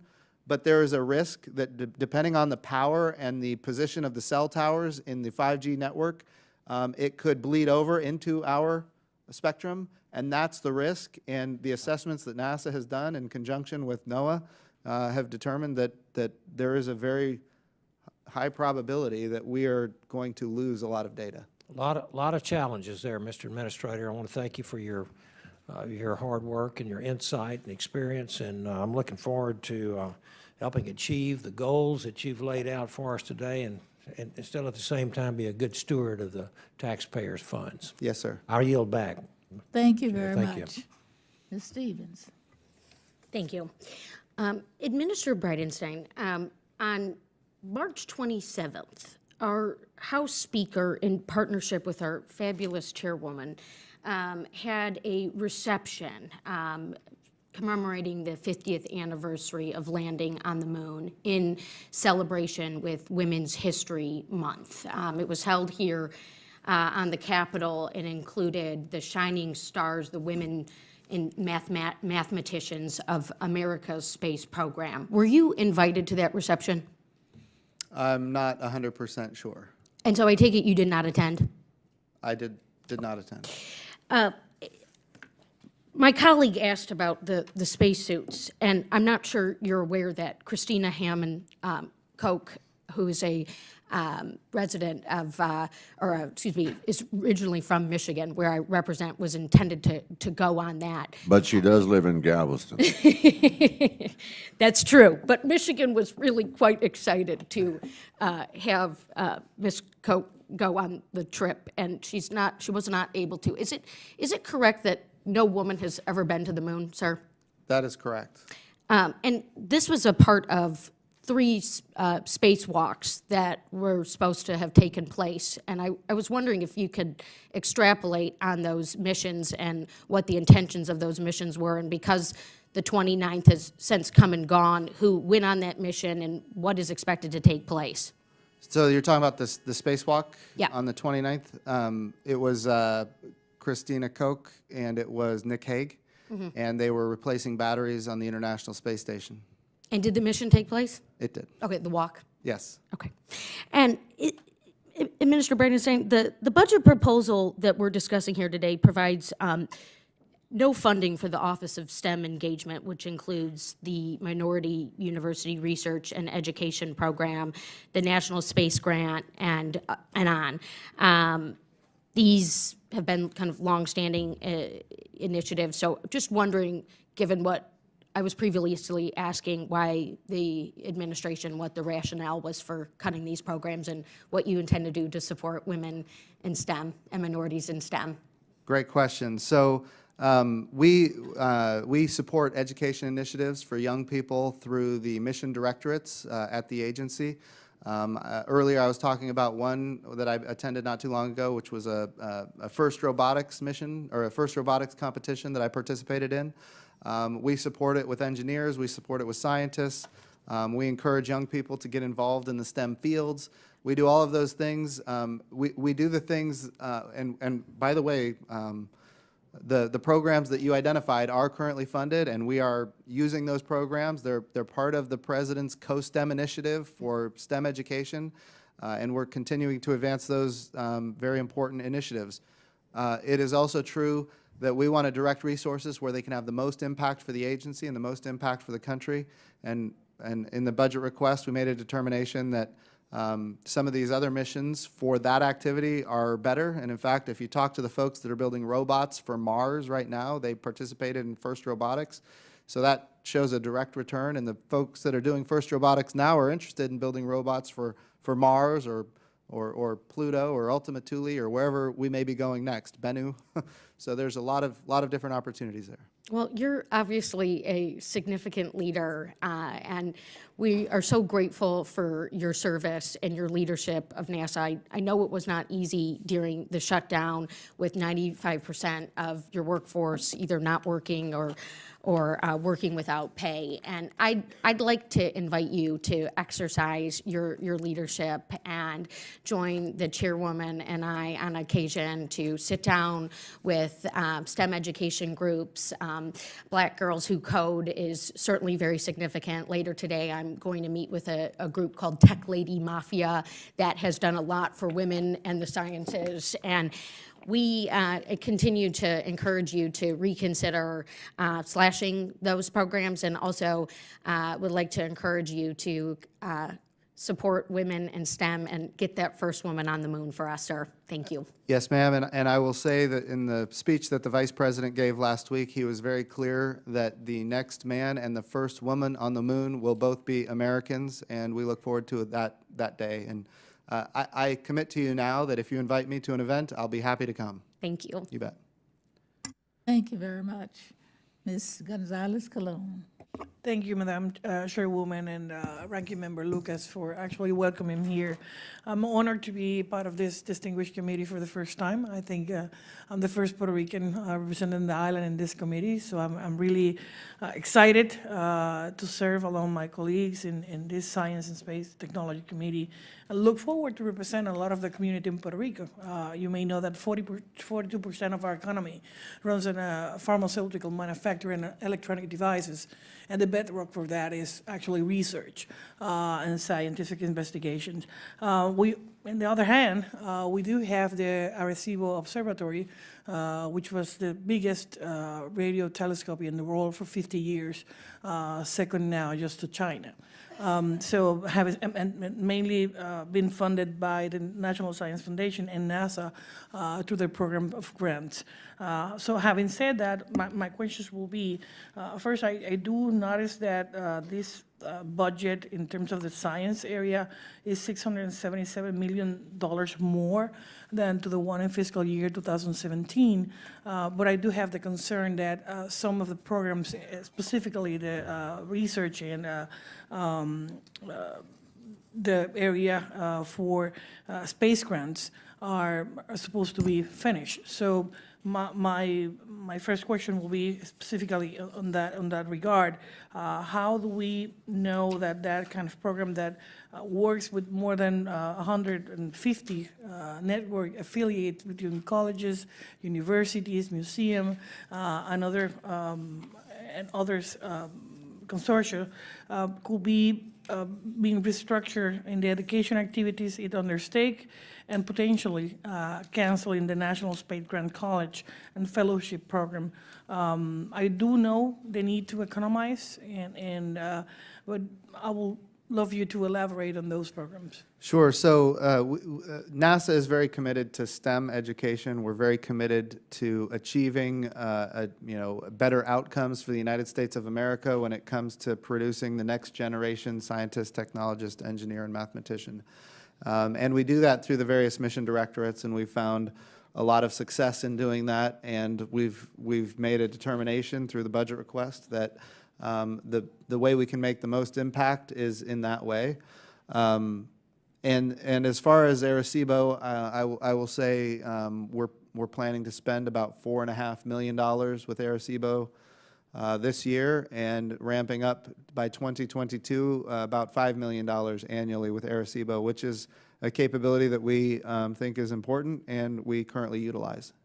I'm really glad to hear that. As you may be aware, there's a lot of astonishing accomplishment of that observatory for the last 50, 60 years. Among them, many sites of pulsar, and people, even scientists that won the Nobel Prize for their research in that center. My second question will be in terms of, Puerto Rico was devastated by both hurricanes. Everybody knows that. Did the NASA receive all the allocated funds for the recovery of all the NASA facilities in the nation, including the tornadoes? I will have to get back to you on that. I'm not 100% sure, but if I could take it for the record, I'll make sure I get you a correct answer. Thank you. As you may be aware, that STEM technology and research is something that I will be pushing forward. So any way that we can help out and even work to establish more opportunities for kids in college to participate in those programs, I will be more than happy to work with. Having said that, I yield back the balance of my time. Thank you, Congresswoman. Thank you very much. Ms. Weston. Thank you, Madam Chair, and thank you, Administrator, for joining us here today. I know a lot of my colleagues have already talked about the zeroing out of the STEM engagement in the President's proposed budget, and I echo those concerns. And in particular, I want to talk a little bit about the space grant program. Okay. Because I represent Virginia, and in Virginia, the program is able to leverage the funds that it gets from NASA to give high school students hands-on experience at Langley Research Center to work on real-life problems alongside NASA scientists. And I'm sure you're familiar with this program. Yes. And I'm very fortunate because I got some firsthand experience because my nephew was a participant a couple summers ago, and he's now an engineering student at Virginia Tech. And because of his experience, he's joined the Design Build Fly team, and they're competing nationally. So that's awesome. So it's it really does have an impact on those students. It does. Now you said in your response to Ms. Stevens' questions that you felt NASA believed that you could make just as much of an impact in other areas with other programs. Is that correct? So as far as the universities go, we do a lot of missions with a lot of universities, and then universities actually are very good at engaging young folks in the programs that they're developing. And so we do a lot of that activity even outside the space grant program. But certainly I understand your point. And so you're liaising mostly now with the universities, and kind of you don't have an equivalent program for high schoolers to the space grant program at this time. Not equivalent to the space grant, but we do activities with high schools all the time when it relates to, like I mentioned, the robotics. The first robotics competition is a high school competition. NASA spends about $4.5 million annually invested in that program, and we also provide scientists and engineers as mentors for the high school students. So we do these kind of activities within the mission directorates. But they wouldn't necessarily be a week-long structured program at like NASA Langley or something like that. In some cases, we have activities similar to that. The first robotics competition is multiple days long, but it's not the space grant program. Very good. Switching gears a little bit, we often talk about satellites in earth science, but there are other new opportunities for the development of long-duration, high-altitude robotic aircraft that can fly into the stratosphere and accomplish a broad range of goals at a much lower cost. That's right. And one example of that is the solar-powered Odysseus aircraft, which is developed by Aurora Flight Sciences, which happens to be a constituent business of mine. Okay. Are you familiar with that aircraft? I'm familiar with Aurora. I'm not familiar with the aircraft itself. Okay.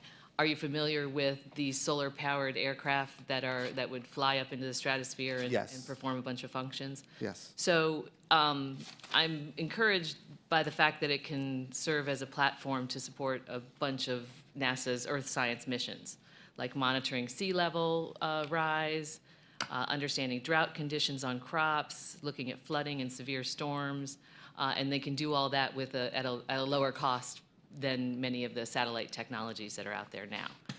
So can you talk about how the Science Mission Directorate plans to use these new long-duration robotic aircraft capabilities to support Earth science mission objectives? So we in fact do currently operate unmanned aerial vehicles or uncrewed aerial vehicles for the purpose of science. We also use crewed vehicles within aviation. As far as that specific aircraft, I would be thrilled if you gave me a chance to specifically understand what it does and how we're either using it or maybe even have an ability to use it in the future. Well, I can just tell you, for example, it's solar powered, so it doesn't have to come down for refueling, and you can just park it up and set it to go in like a circular motion, circular pattern. And with the right telecommunications payload, for example, it could have gone a long way to helping restore telecommunications to the island of Puerto Rico. Oh, sure. After the storm. So, there are many different possibilities, but also for Earth science. So, yes, ma'am.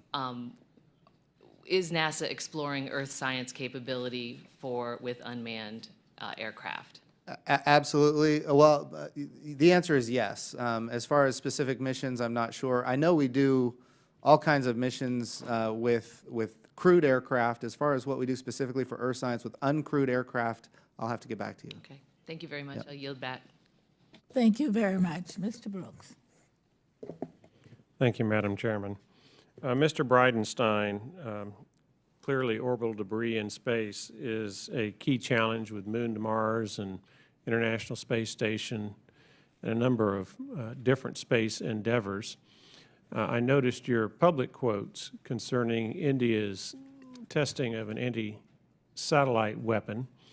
What can NASA do to try to minimize the amount of space debris, either sponsoring or advocating treaties, or is there some cleanup mechanism? But what can we do to reduce the danger of astronauts, to astronauts from space debris?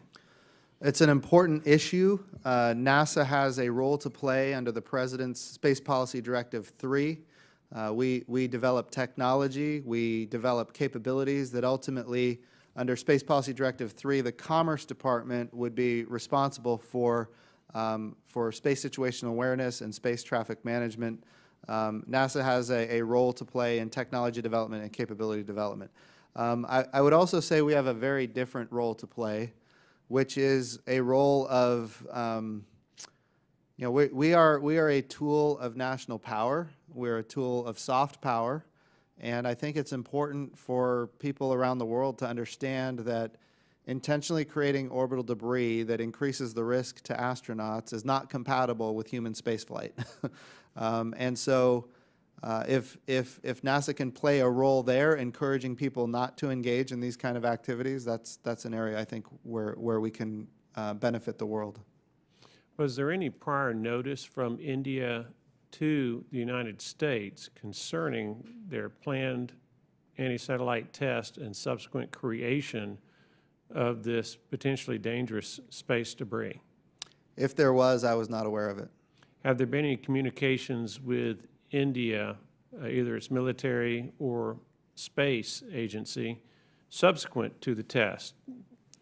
I sent a letter to the Indian Space Research Organization indicating that their activities were not compatible with human spaceflight.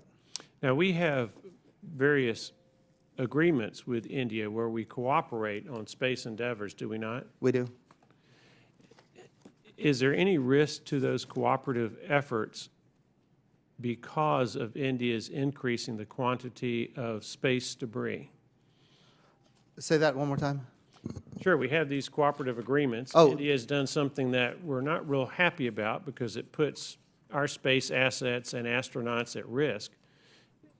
Is there any potential reduction of cooperative agreements with India as a result of their increasing space debris that is dangerous to our space efforts? So the cooperative engagements, no, and I'll tell you why. I think it would be, we don't want to do anything asymmetric.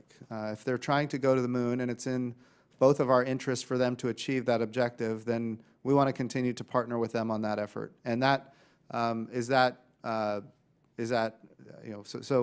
we have not changed any of our cooperative agreements based on that incident.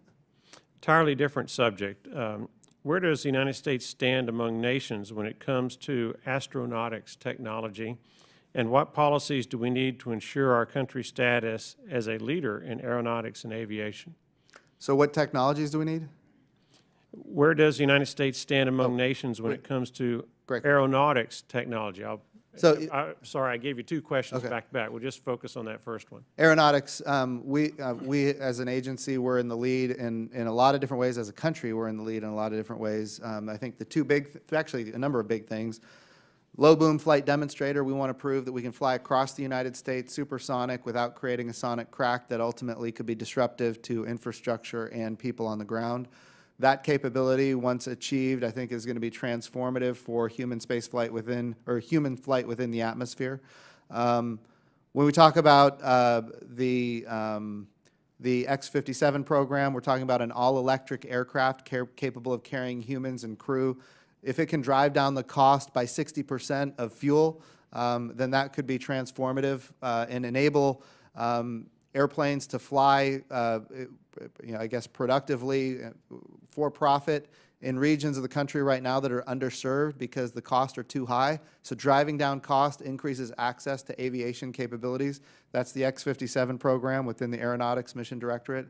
And finally, I think urban air mobility and integrating unmanned aerial systems into the National Airspace System is a critical capability that will be transformative. And in fact, it's necessary for us to be the world leader in that endeavor, just for competitive reasons around the world.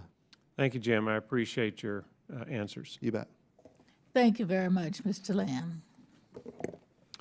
Welcome back, Mr. Bridenstine. I know it's been a long morning, so I won't keep it too long. But you've got a lot of questions about the cuts to the STEM office, and from what I can tell, you've suggested that someone at NASA or some group of people with the administration has made a decision that you can more effectively reach out and encourage young people through the directorates than through the STEM office. Do I have that right? That's correct. Who made that decision?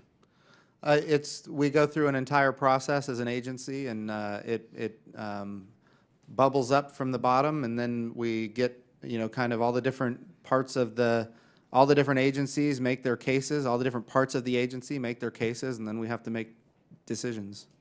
Well, who made the case that the $110 million for the Office of STEM was not worth spending this year? Who made that case? Ultimately, the budget request is NASA's budget request, so I will own that. Okay. In my state of Pennsylvania, there's a Pennsylvania Space Grant Consortium, and with the money that they were getting from the NASA Space Grant, they were giving $4,000 scholarships to students who were either juniors or seniors at any accredited Pennsylvania college or university, if they were enrolled in science, technology, engineering, or math. And it was specifically encouraged that women, underrepresented minorities, and persons with disabilities apply. All three of those groups are probably people that NASA would benefit from having more of, right? I mean, that's Yes. an issue we have across our government. Absolutely. Would you agree? Okay. Yes. So do any of the activities in the directorates give out $4,000 scholarships to students in college? Not that I know of. Okay.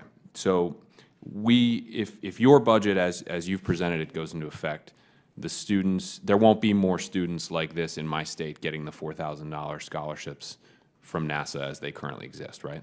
That's correct. But I want to make sure, sir, you understand we will follow the law, and we are following the law, and currently those programs are the law, and we will continue doing that. But I'm talking about in future cases, as a result of the budget, you're requesting that that program would no longer exist. Correct. Okay. And you'd agree, I mean, there's a difference between giving somebody $4,000 in tuition and loaning your scientists to a FIRST robotics competition, right? I mean, there's a real difference in the life of the recipient between those two things. There is. On the FIRST robotics front, the reality is a lot of those, that's not a cheap endeavor. And so NASA does provide direct financial resources out of the Science Mission Directorate to the tune of about $4.5 million for those activities. And it enables children, high schoolers, young folks, it enables them to participate in ways that they otherwise could not participate. Oh, and I commend you for that. I've met with the FIRST teams in my district. It's an exciting program. You know, the $4.5 million pales in comparison to the 110, and then interestingly, the 110 really pales in comparison to the $20-some billion overall NASA budget. So it seems to me a little maybe penny wise and pound foolish to eliminate $100 million out of a $21 billion budget. I mean, do you think that $110 million is going to be the difference between whether we get to Mars or not, whether we get to the moon or not? No, $110 million? I absolutely do not. No. So, I mean, kids are hanging on by a thread in college, especially in Pennsylvania. Pennsylvania is an expensive place to go to college. Our state colleges are financially extremely stressed. $4,000 could be the difference between staying and dropping out, especially for someone who comes from a background where their family is not wealthy, which is a lot of people. So I just really would encourage you to think this one through, and I know the request has been made. Congress is going to do what it's going to do, but this means a lot to people in my state, and in future years, I hope it gets a little bit more respect and thought from this administration. I understand. Thank you. I yield back, Madam Chairwoman. Thank you very much. Mr. Sherman. Okay. I know others have had a similar line of question about SLS and Orion. You said that SLS, Orion, and the ground systems are the backbone of our nation's deep space exploration program, starting at the moon and beyond. Yes. My questions concern the budget, which seem to contradict your statement.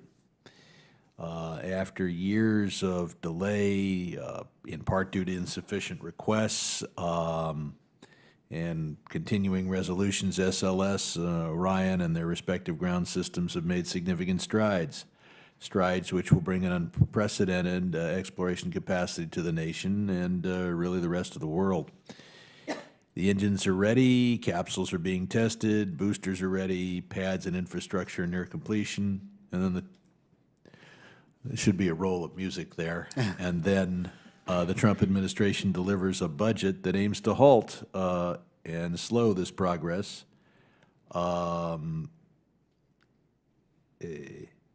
Is there a rocket and crew capsule that exists with the same or greater capacities as SLS and Orion?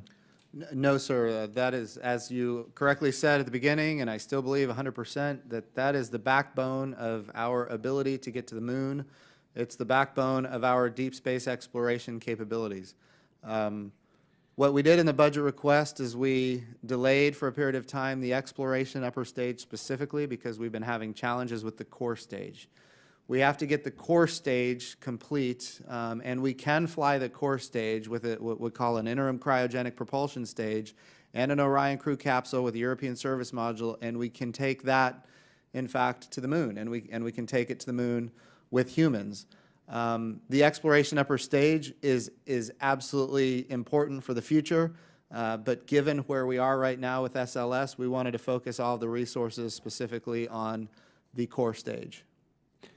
But you seem also to be seeking money for a rival approach that may not yield a launch or a lander. What alternatives to SLS and Orion are you seeking funding for? So right now, we did a 2-week study on commercial alternatives to the SLS, and what we found is that none of those commercial alternatives are going to help us save on cost or improve the schedule. So this is a 2-week study? We did a 2-week study. I learned a number of weeks ago that the SLS was going to be delayed again. And I made a determination that we need to find an alternative approach. We looked at all of the commercial options, heavy lift rockets. Going to the moon is extremely hard. It's a long distance, and the mass that we need to send there is a lot. And so the SLS and the Orion crew capsule are the tools by which to achieve that objective. Commercial solutions in the future could be viable. In fact, they will probably be necessary. But at this point, SLS and Orion are the best approaches to stay on schedule. So contrary to my understanding of the budget request, and I may not be reading it with as keen an eye as yours, you're full speed ahead on SLS and Orion, but the upper stage of SLS, you're the so-called EUS, you're going slow on only for technical and not budgetary reasons?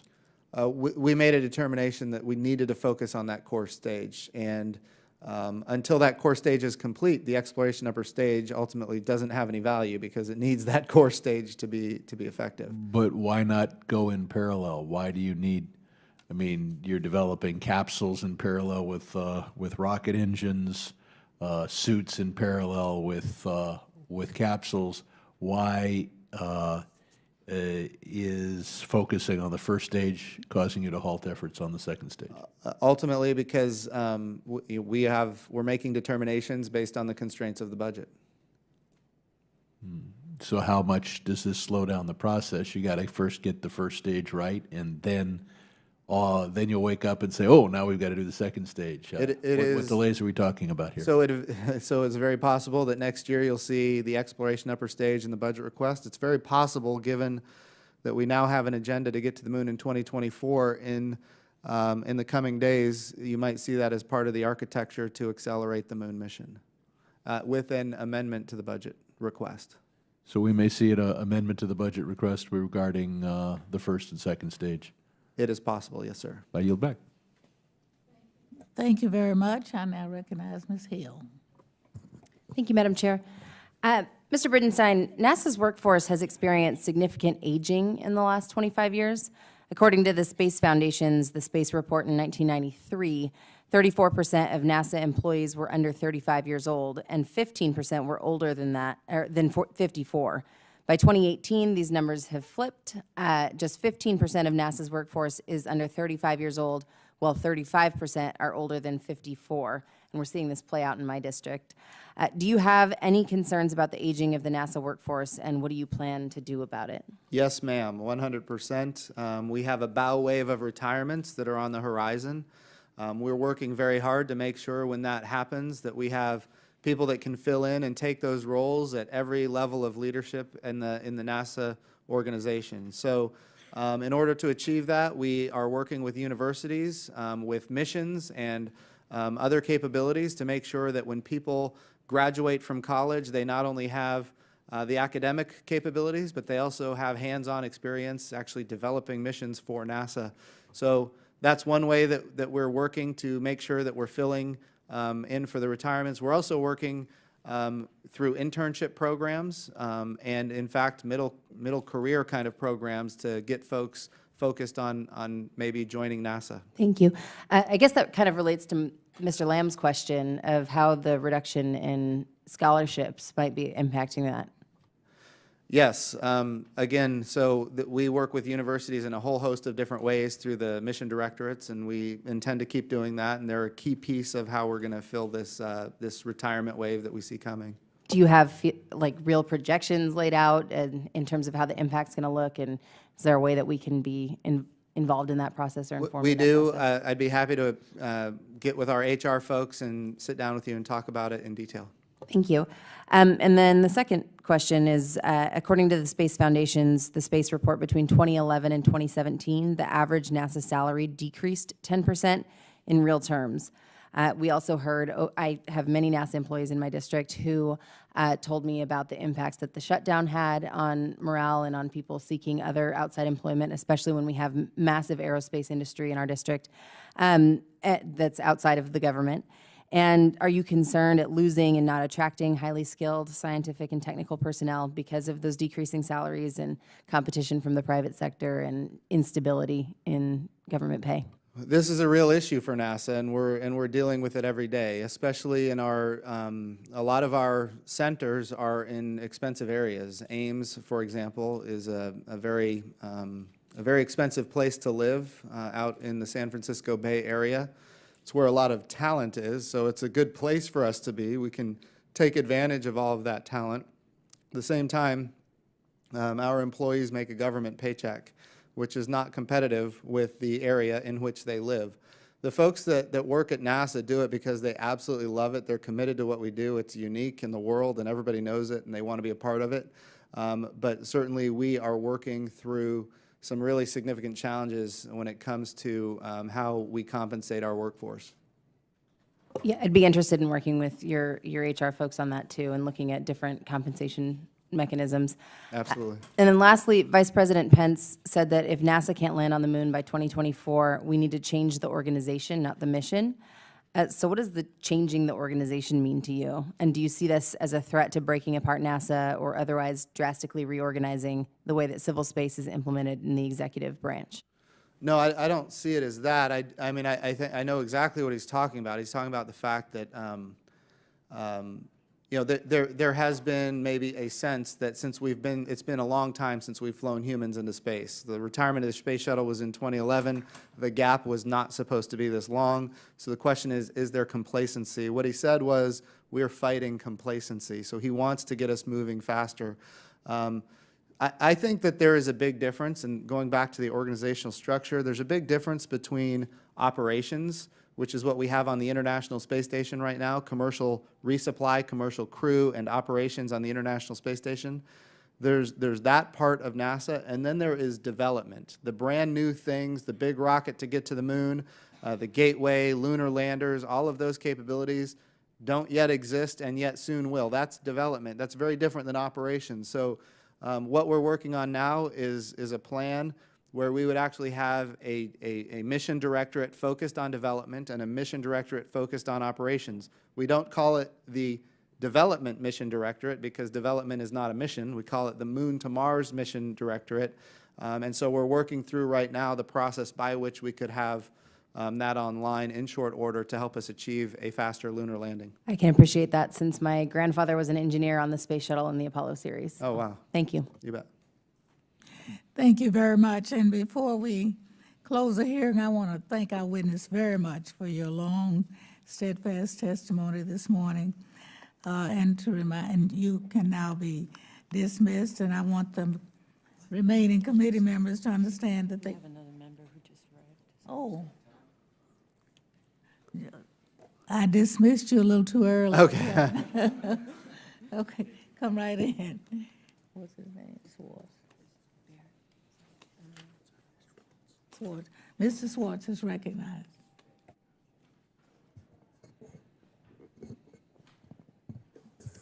I almost got away. You did, Mr. Bridenstine. Apologies, and it's nice to actually occupy your office. So thank you for keeping that. 216 Cannon? 216 Cannon. Thank The you best. for keeping that warm for me. And I represent the district that starts just north of the Cape and heads up to Jacksonville with Embry-Riddle. Oh, good. At the center there, and so obviously space is in our DNA, and we're just so excited and thrilled with the growth of commercial space in particular, but just also the kind of the resurgence of what's going on. I just left Secretary Wilson and General Goldfein and the House Armed Services and talking about the future of space there from the military side. So, Administrator, as you know, the Kennedy Space Center in Florida is the site of the world capable, just really incredible, of launching astronauts into deep space, just an incredible capability. Do you know, trying to think how the best way to really phrase this question, can you just talk to me about the Vice President's directive? Yeah. To get to the moon, and apologies if you've already gone over this, Oh, no, that's fine. but it's critical to I think, growth in Florida and where we're going with it, and particularly how you plan to do it within the timeline. Right. Given your budget requests and the perceived, at least, disconnects there. Absolutely. So going back to I think it was February of 2017, the President signed Space Policy Directive 1. In that Space Policy Directive, he said we're going to go to the moon. We're going to go sustainably. In other words, this time when we go, we're actually going to stay. That doesn't mean we're going to have a permanent human presence on the surface of the moon necessarily, but what it means is we're going to have permanent access to the surface of the moon with humans, but also with landers and robots and rovers. But we're going to go sustainably. We're going to go with commercial partners. We're going to go with international partners, and we're going to retire risk, prove capability, and then we're going to take that to Mars. So that, I think, was the foundation of what the Vice President announced last week. We put together a plan to achieve that objective, given the budget constraints, and we came up with a 2028 landing date on the surface of the moon. The President and the Vice President determined that they wanted to go faster than that. So they gave us an objective to meet that deadline of 2024, which, of course, we're going to probably need different resources than we had previously anticipated. But I will tell you, the agency, NASA, is exceptionally excited about this opportunity. I would imagine down at Kennedy, where you are, there's a lot of really excited folks right now. And I think at the same time, not just a level of excitement, but people know that we can achieve it.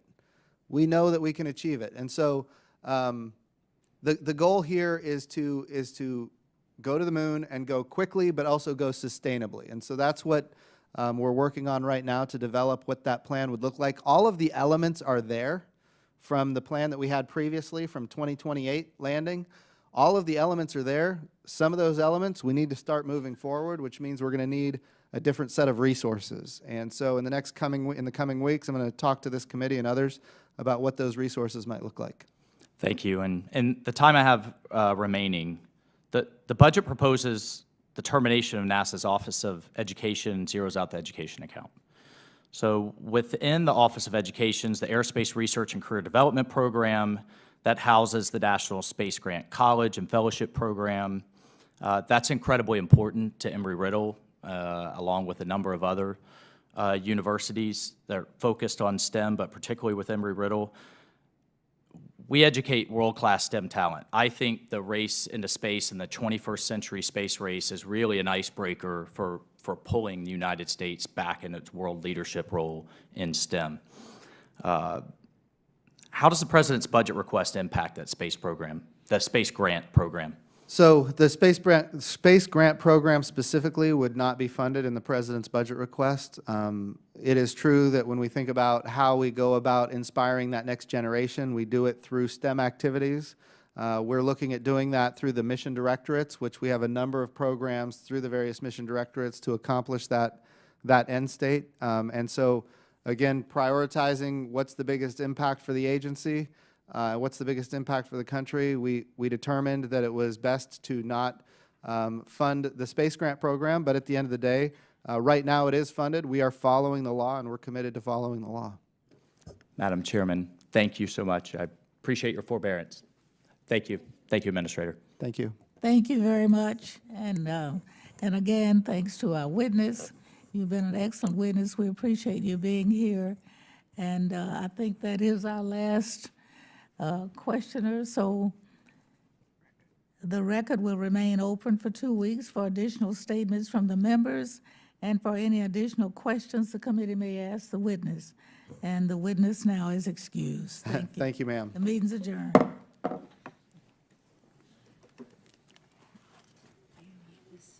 Not really, 'cause I think what I did was put in here some of these articles. Yeah.